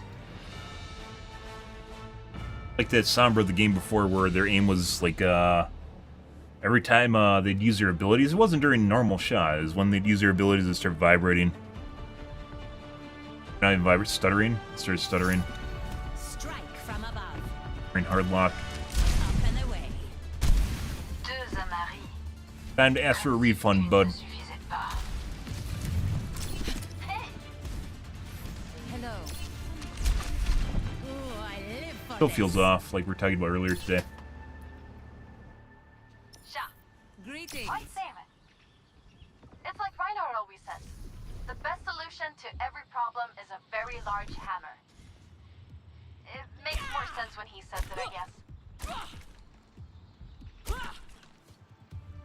Hello.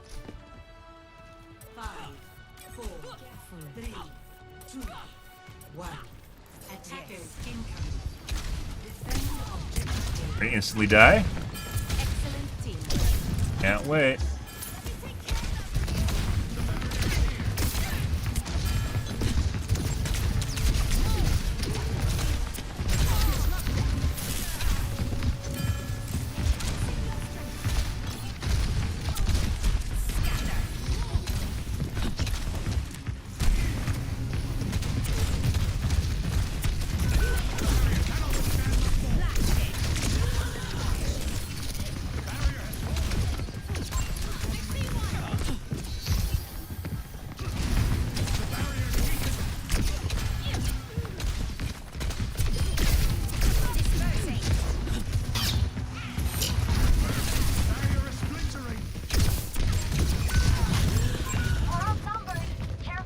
Okay. Why does it seem like we neither have a tank nor another DPS? I don't know. What? Okay, my head's in the game. On the move. Fuck.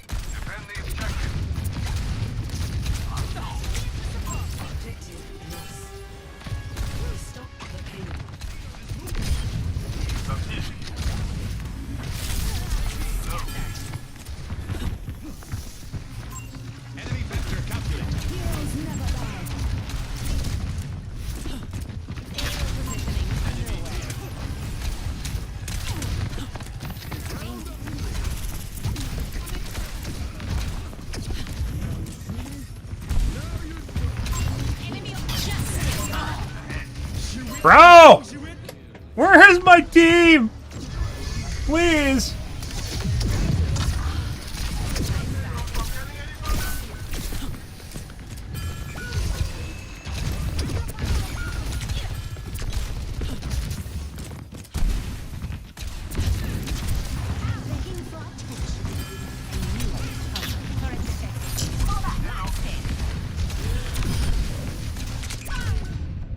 The Mercy just left for some reason. Like, it was just me and the tank.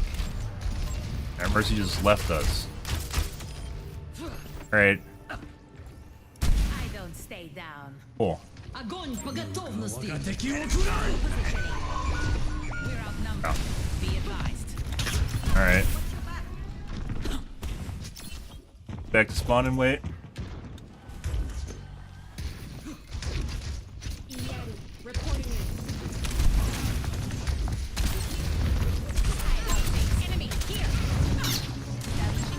Dude. Like...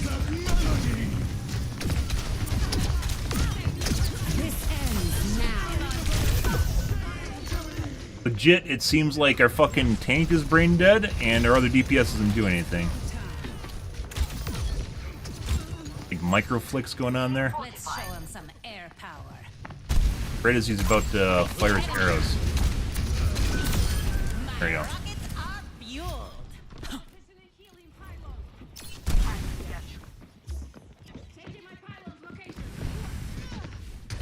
Enemy here.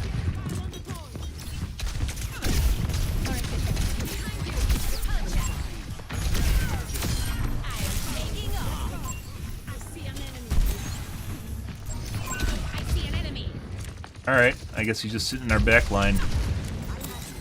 Are we killing the tank? No? Are we just gonna power up the tank and let the tank live?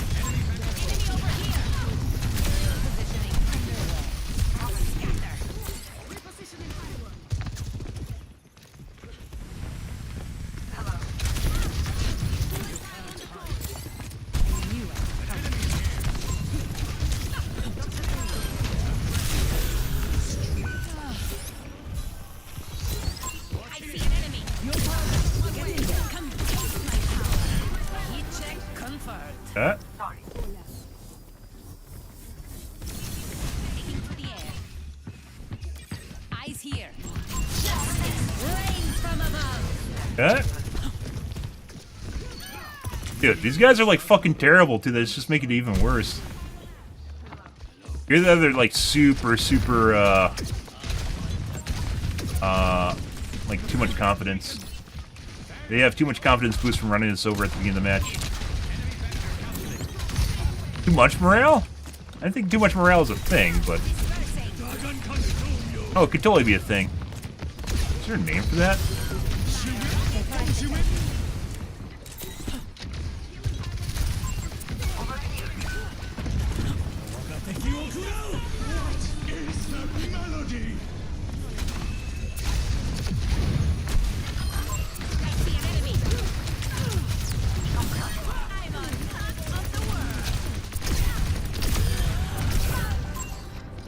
Bruh.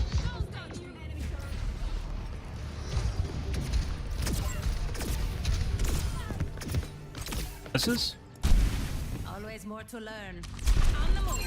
I'm on fire. Taking off.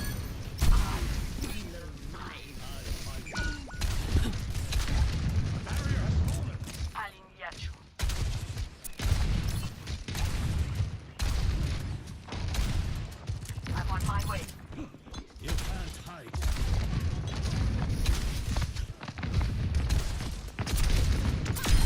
Ha! Alright. Can't do that without someone running into you.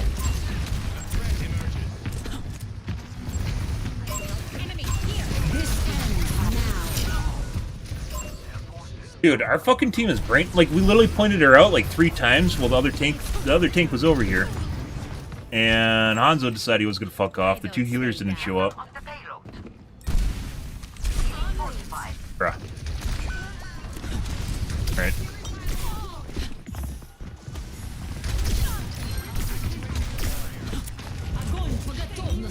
Yeah. Buddy. Get him? No.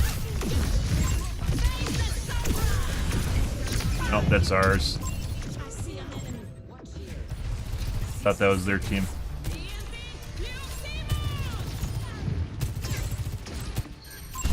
Let's show him some air power. On the move. Aerial positioning underway. I see an enemy. Messy, but we got it done. Yeah. Health restored. En route. Like, I swear to God, it's just like feels like me in the tank right now.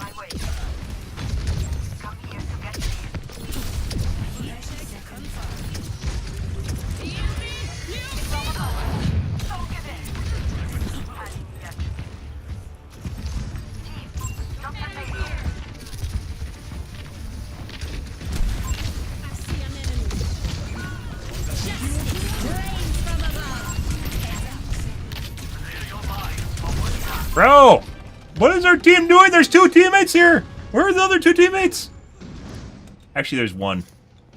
It was the Hanzo.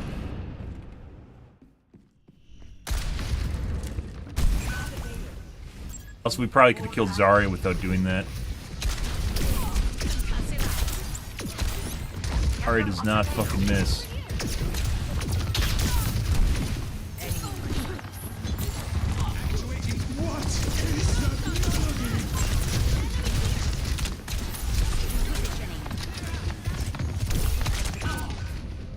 Done.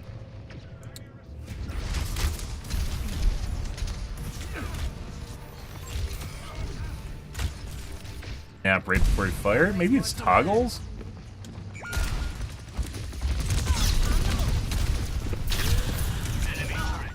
One out. Should've waited.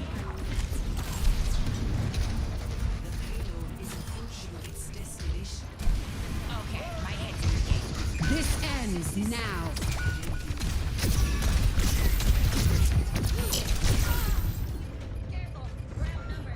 This guy, we saw his aim was vibrating. Is that the Hanzo? No, it's not a Hanzo. So Sojourn's possibly cheating, Lari's possibly cheating, and we'll have to look at Hanzo. Hanzo, like, occasionally, like, he has normal aim, and then he does, like, micro flicks. And the micro flicks are always 100% accurate when it happens. Like, instantaneous micro flick. Not instant, like, very, very small window micro flick. Alright, let's take a peek here. Sojourn looked like their aim was vibrating while the firing, which is the same aimbot that guy was using last game.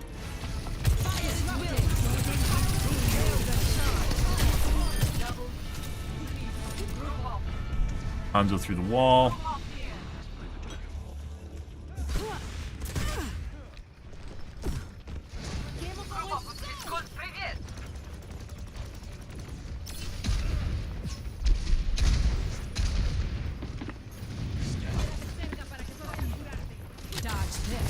Sigma through the wall.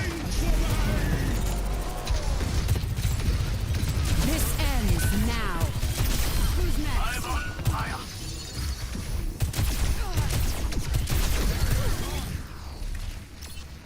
Yeah? Does he know how shields work? Stutter. Not so fast.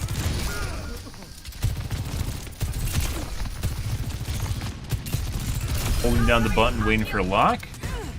He's not even looking at where the Hanzo is literally just jumping off from. He's not even pre-firing on it, he's just holding down the button on the side of it. Okay. Prior to hearing sound. Efficient design at work. Hold the payload. Disrupting.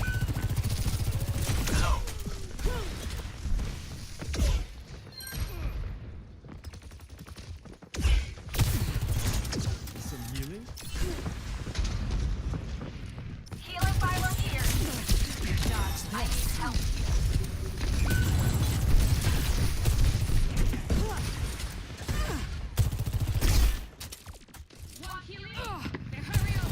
Thanks for the help.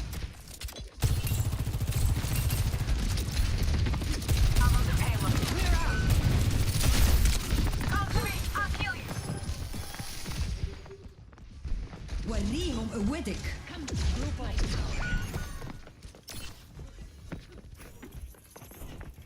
Pretty sure we saw his aim vibrating. Maybe not. That's Solari on the cart, by the way. This guy's definitely cheating.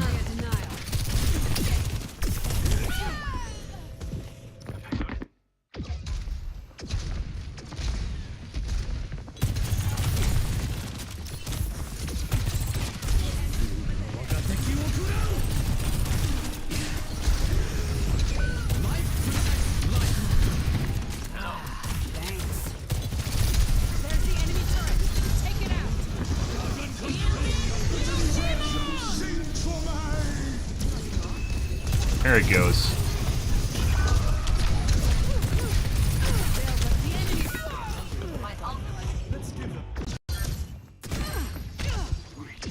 That's what I saw before in a kill cam. I need help.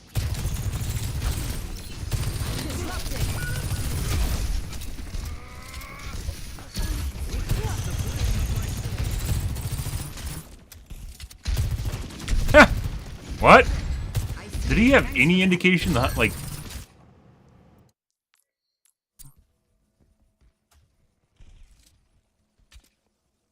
As he's there, you can see the little tip of his bow. That's part of him firing an arrow. He was literally aiming up to that guy, though. Oh, we already know this guy's cheating. Question is, what kind of aimbot he's using?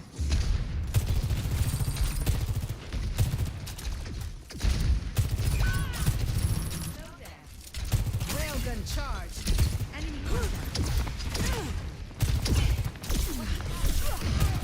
Aim's all over when it's not locked on.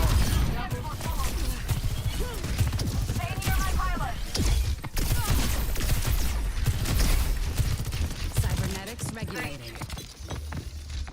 The payload is moving with me. Dodge this. Alright. So occasionally it freaks out, but not normally. Very, very rarely.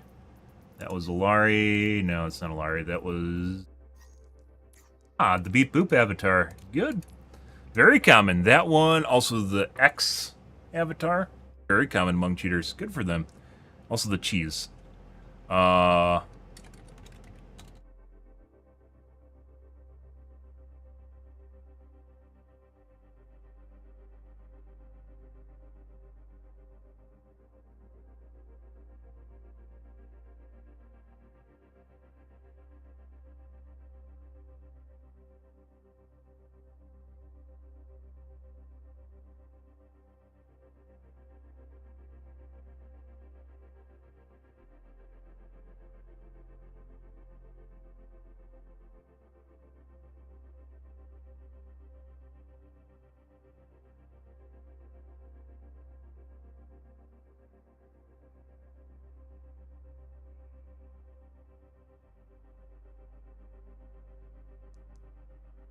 Take a look at a Lari now. Lari basically never missed. Ever. Okay.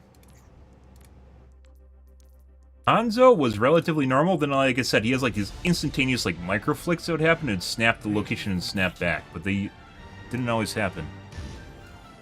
This end. So right about here. Okay.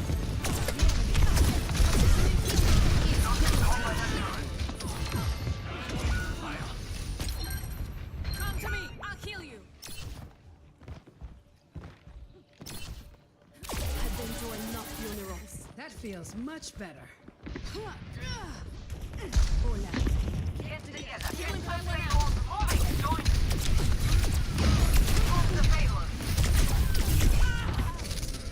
Hello. Healing pylon here. Get away from me. I Pylon need help destroyed. here.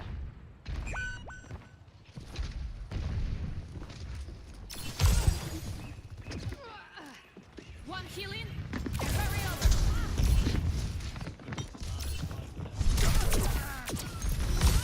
I'm on the payload. Come to me. I'll heal you. That was our tank. That was our fucking tank, guys. Yeah.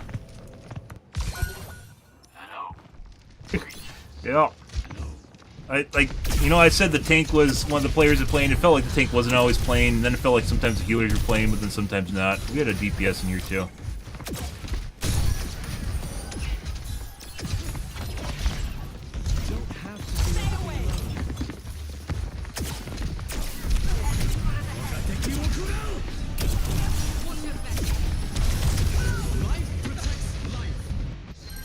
Healing pylon deployed.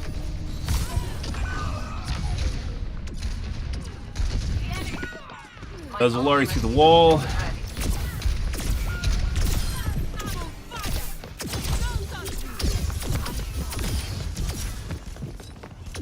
I don't know if that was an accidental target swap or intentional. Might have been intentional. Legit, like, when he's not aiming at someone, his aim just literally is just looking at nothing. Like, he's not even looking around. Best of me. Like watching a controller player with aim assist.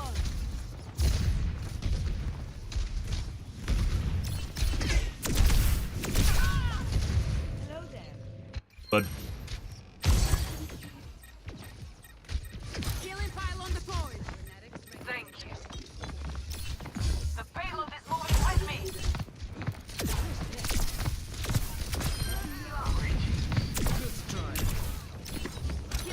takeaways.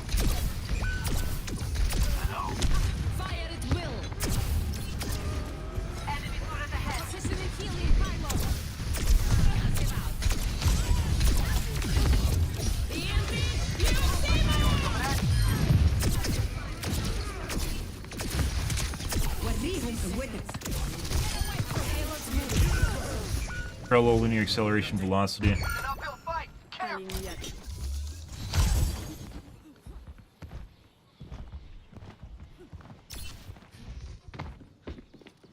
Anna.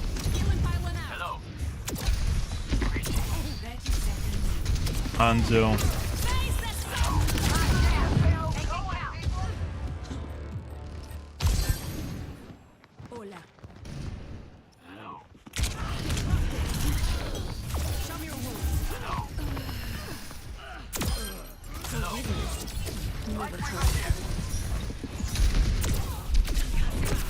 Double flicks, or excuse me, flickbacks.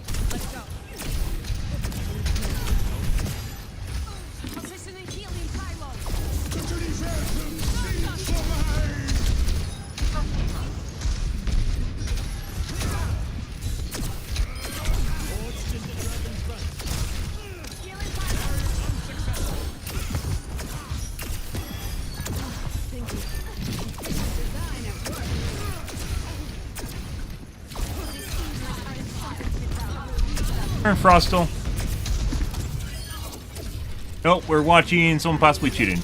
I was in this game. I have streamer mode on though.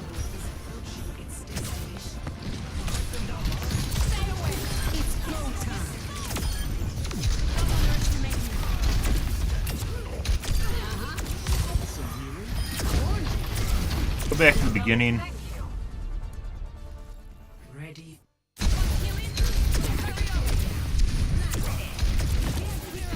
Flicks. Cream on the brig.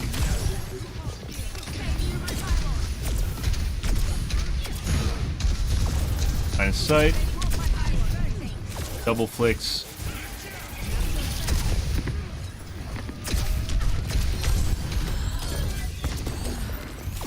Might even be a trigger bot. I don't think it's a trigger bot. Trigger bots are kind of janky. Trigger bots also require people to aim, which is another reason they generally are unpopular. So you actually have to aim over the top of the character in the first place to actually hit him.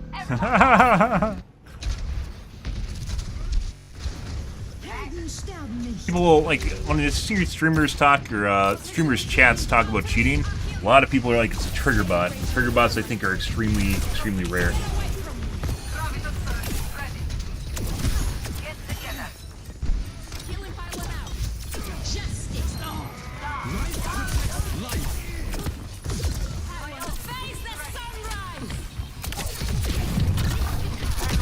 Double flicks.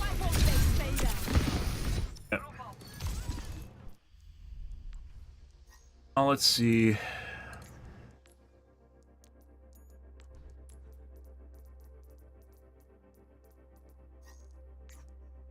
Okay.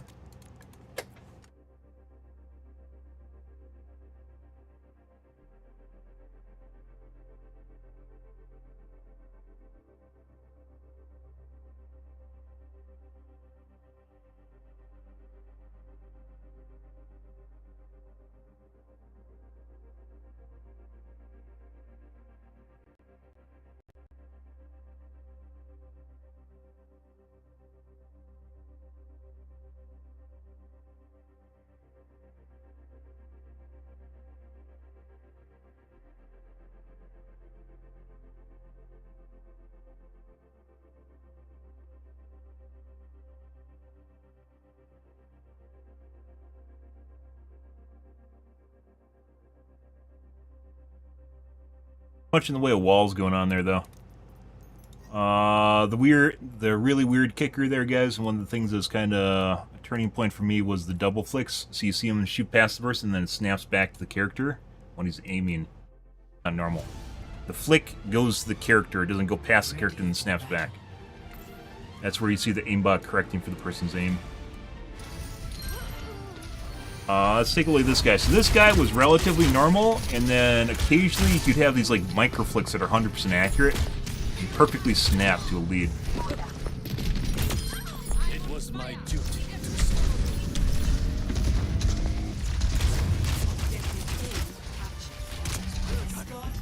I'm moving the payload. Some stuttering, aim stuttering.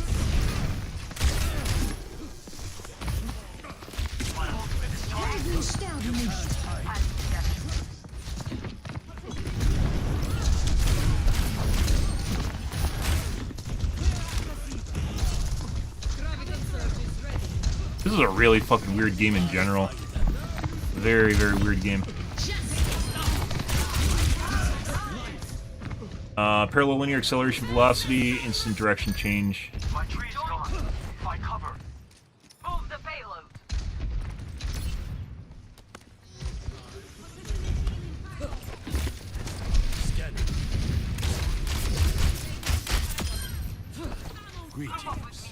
All those shots are on, assuming you have linear velocity, but your velocity changes depending on what you're doing, especially in the air, so they all don't hit. So you can have 100% accurate projectile aimbot, but that doesn't mean you always hit people. That was the Hanzo through the wall, or the Anna through the wall.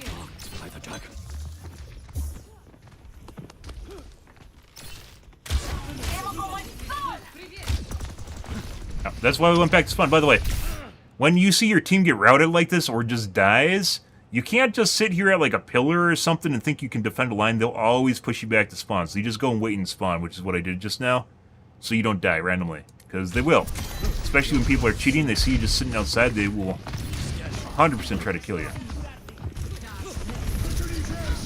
And through the wall.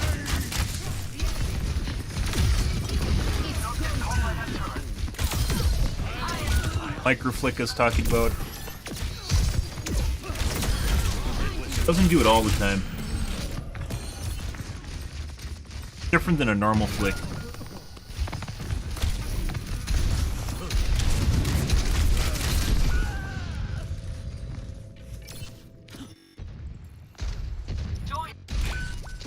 Hello.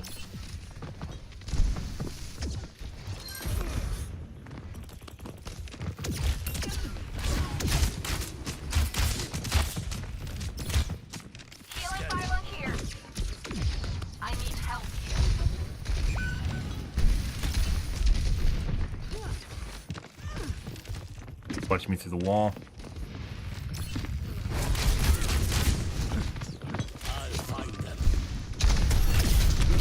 And projectile aimbots can miss, by the way. It depends on how well they're programmed or what kind of humanization they have or what's going on with them. In terms of how they're developed. Greetings. Hello. Sometimes they're just programmed poorly, which causes them to miss in the first place. So, yeah.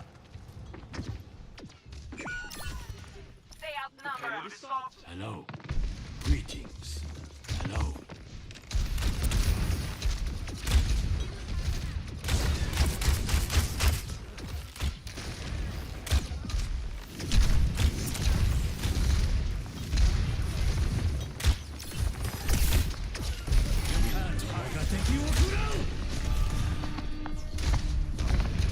Life protects life.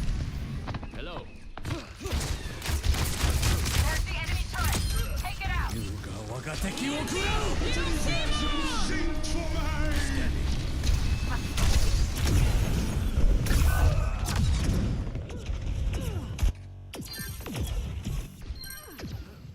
Greetings. Hello. I feel I need help here.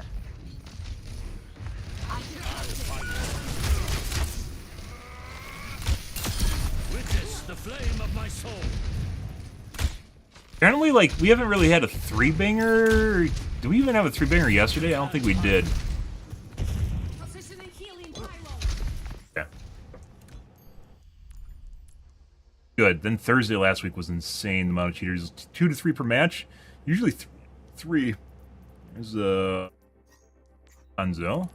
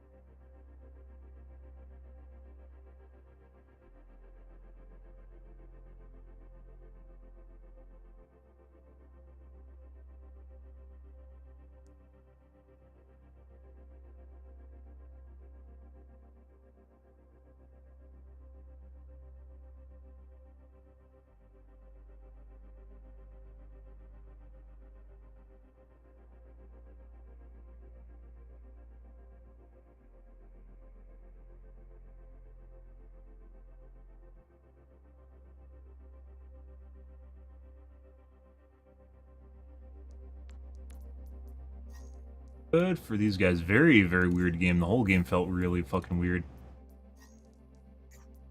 It was just very fucking annoying, and everyone is ignoring her too. People are so afraid to pop bubbles that they don't even... Sometimes you'll get teams that are risk-adverse and they won't even attack the Zarya. Where, you know, obviously feeding her damage isn't good. Sometimes you'll just get people that literally just won't even attack her. That was that game. Like, the other tank was starting to attack her, and then I was attacking with the tank when he was trying to kill her. But we just legitimately had people that were just ignoring her. Which is when the Zarya walks all over your team. So we're probably playing with diamonds right now. Old diamonds, not new diamonds. New diamonds, I think, are masters now.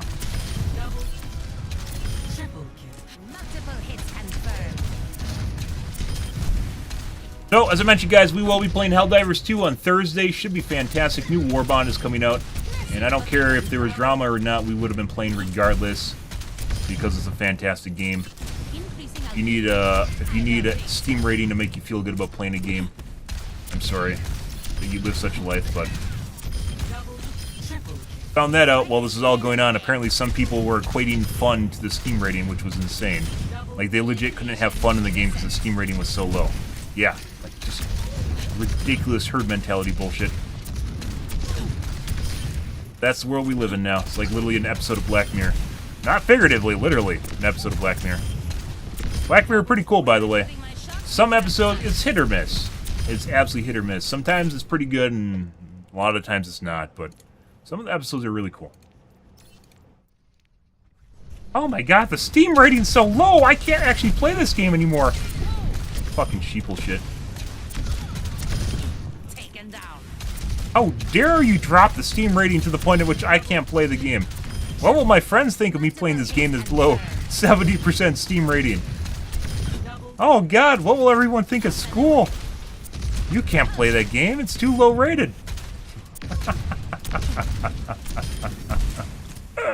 I honestly wish that the bullshit continued for like the next till the Warbond release, because there's supposed to be a blackout, and I would have sat there and giggled to myself being the only person streaming in the category. One of the few people streaming in the category, someone else would have.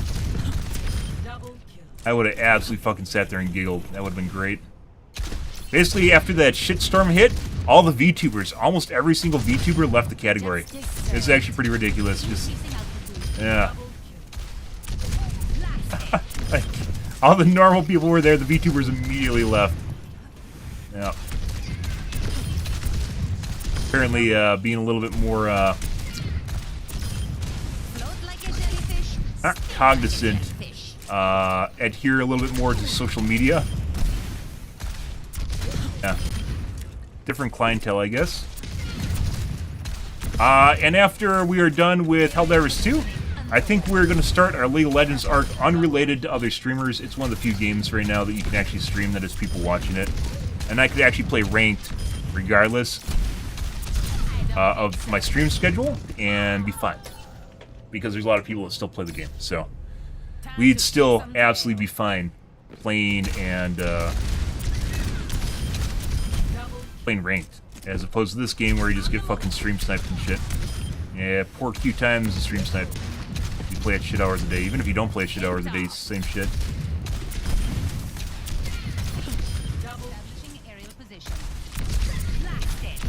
Tough. It's very tough bringing back a game after it kind of dies out. And Overwatch kind of kicked the bucket. It wasn't even Overwatch 1. It was the very fact that they made Overwatch 2 and then basically discontinued the game for 2.5 years, at which point they didn't update it at all. That's what killed Overwatch. It wasn't Overwatch 2. It was the lack of updates for 2.5 years and then deciding that they're going to fucking make it. The PvE experience turned out to be absolute garbage, and they released it a year after that. They had 3.5 years to design like a couple missions. They weren't even like Man vs. Machine from TF2. It's like they tried to copy the Man vs. Machine TF2 formula and just failed at it. And Man vs. Machine, while it's not perfect, was still... It's a fun distraction if you're looking for something at a LAN party. No mistakes. No mercy. Flying the friendly skies. Want to know the forecast? 4, 3, 2, 1. Round 1. Capture. On the move. Commence combat operations. I see an enemy. Just teched right in here. Good for him. Thanks for the upgrade. Oh, it's fucking Cheater. Why the fuck is Cheater Chan in here? We literally took a fucking like 20-minute break. That is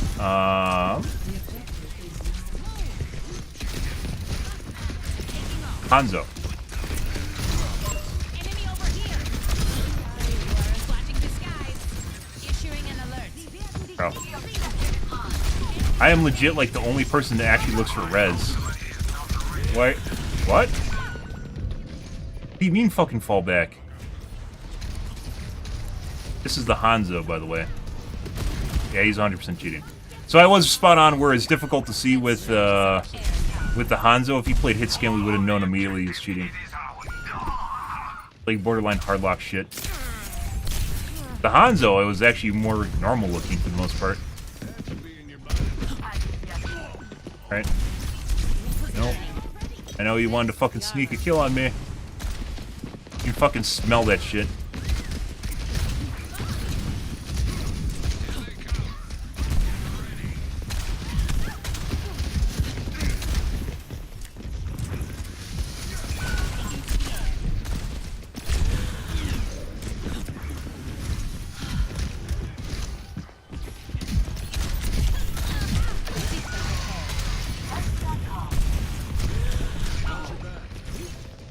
Oh, aimbot fucking full swing. He just fucking snapped me through the wall.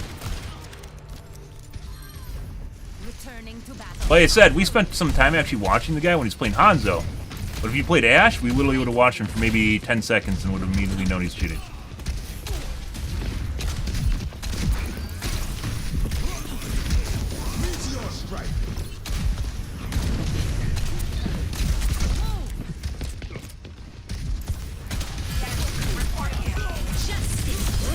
There you go. Helden sterben nicht. They outnumber us. Keep it tight.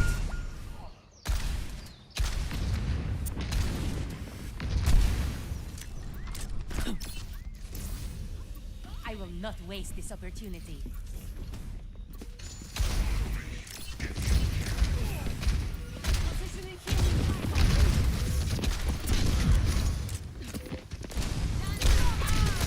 Right on my face over the fucking top of the wall.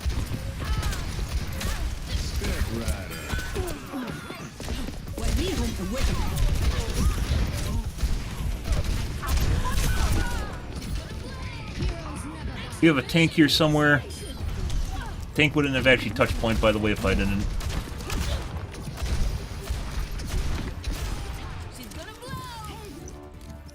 Let's show him something. Like a double lock, it looks like, where it'll follow your character and then it'll like insta-snap right before it fires. With Hanzo. Why the fuck does their venture have 15 limbs? Legit felt like they did absolutely nothing. Pharmacy doesn't exist anymore. And fuck off, dude.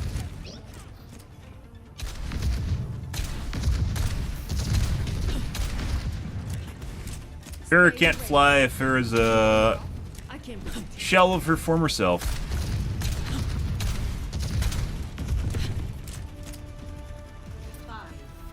It's an attempt at passive blame gaming if we lose, by the way. What's going on there? Thanks for the assist.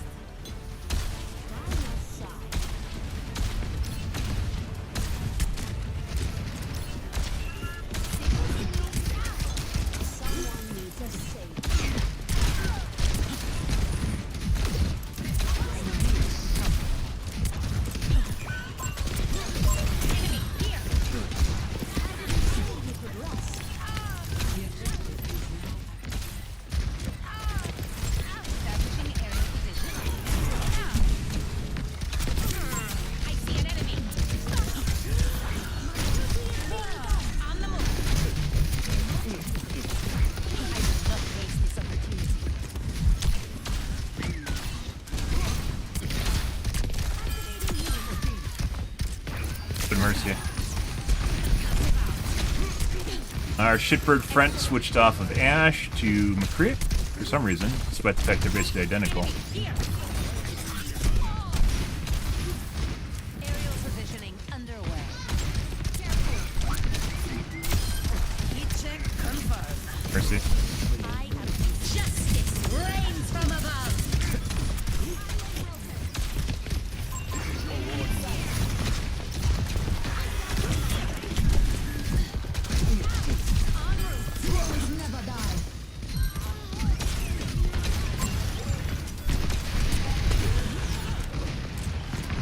Extremely fucking accurate.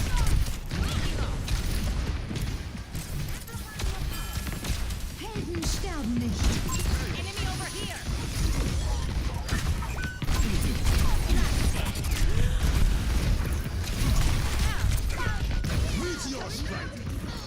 Mercy's trying, guys. Basically, all I can do is jump from fucking line of sight to avoid getting instantly gibbed by the fucking McCree Ash. Returning to battle. Increasing altitude. Oh.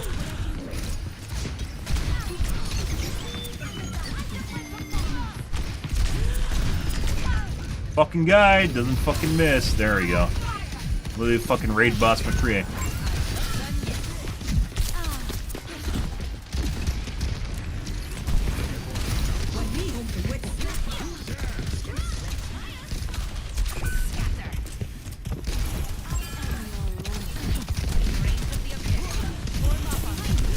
Oh.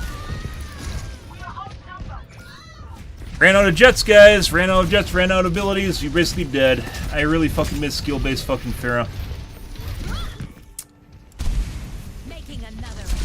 Like, without your basically abilities to move you around, you're basically fucked. You're just gonna run out of juice and die. Good fucking shit.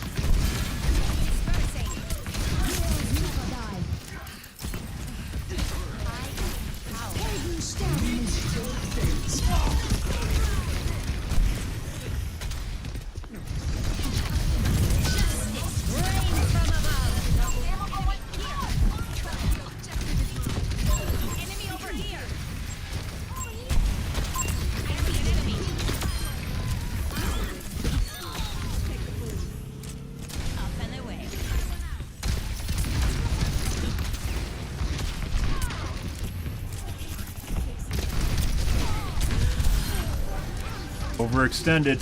A lot of fucking people that cheat get super confident in their ability to aim, and they'll just play really fucking stupid. But that ends at like GM, so old GM, not new GM.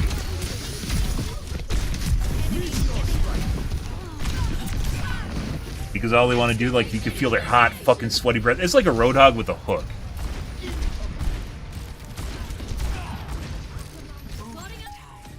Like, no, it's not even like a micro snap. It's like hard locks right before it fires. Like the humanization goes away for like maybe a quarter or maybe an eighth of a second prior to it firing.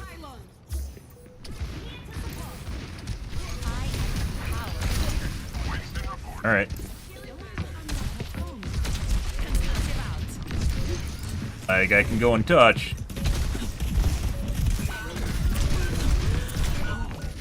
Got like double or triple headshot. Double. Watching me through the wall. All systems nominal. Repositioning. Alright.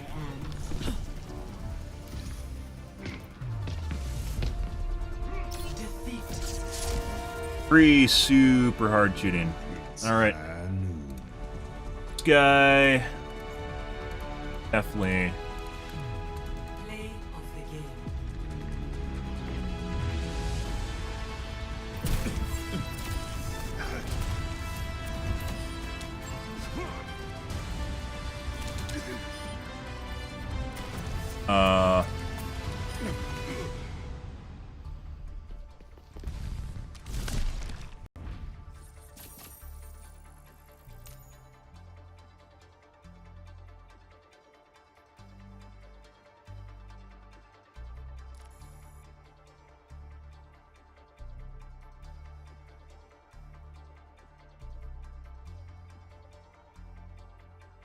So if this guy was playing hit scan in the last match we played against him, we 100%, like, I would have instantly reported that guy. But he wasn't, so we had to sit there and fucking watch him play for 10 minutes on fucking Hanzo. And at the end there, I was like, you know, it looks normal-ish, but then he was fucking the weird shit during the Storm Arrow and then, like, the microflicks right before he fires. Not all the time. Beard before he fires are must one. That guy's clearly cheating on hit scan, though. It's very easy to see. Okay. We're going to call things here for this morning, guys. Tonight will be more of OW2s. So you guys have to look forward to or not to look forward to, depending on your preferences. But we will be playing Helldivers 2 on Thursday until I get bored of Helldivers 2. Which will probably be 5 days or ish. We'll see how it goes. And then after that, I think we're going to be playing League of Legends. I have played shitloads of HOTS, but MOBAs, or League of Legends, I haven't played in like a decade, so it's too slow. HOTS is like fucking 3 times faster than League of Legends, or 2 times faster. You might think I'm full of shit, but you play HOTS, you'll just immediately notice how fast the game moves compared to League of Legends. Not only in terms of game time and the amount of time the matches take, but then also like the movement and your juking and everything you're doing in the game is infinitely faster. It makes it much more engaging. But yeah. Unfortunately, no one watches HOTS, so that's the way it is. It is what it is, guys.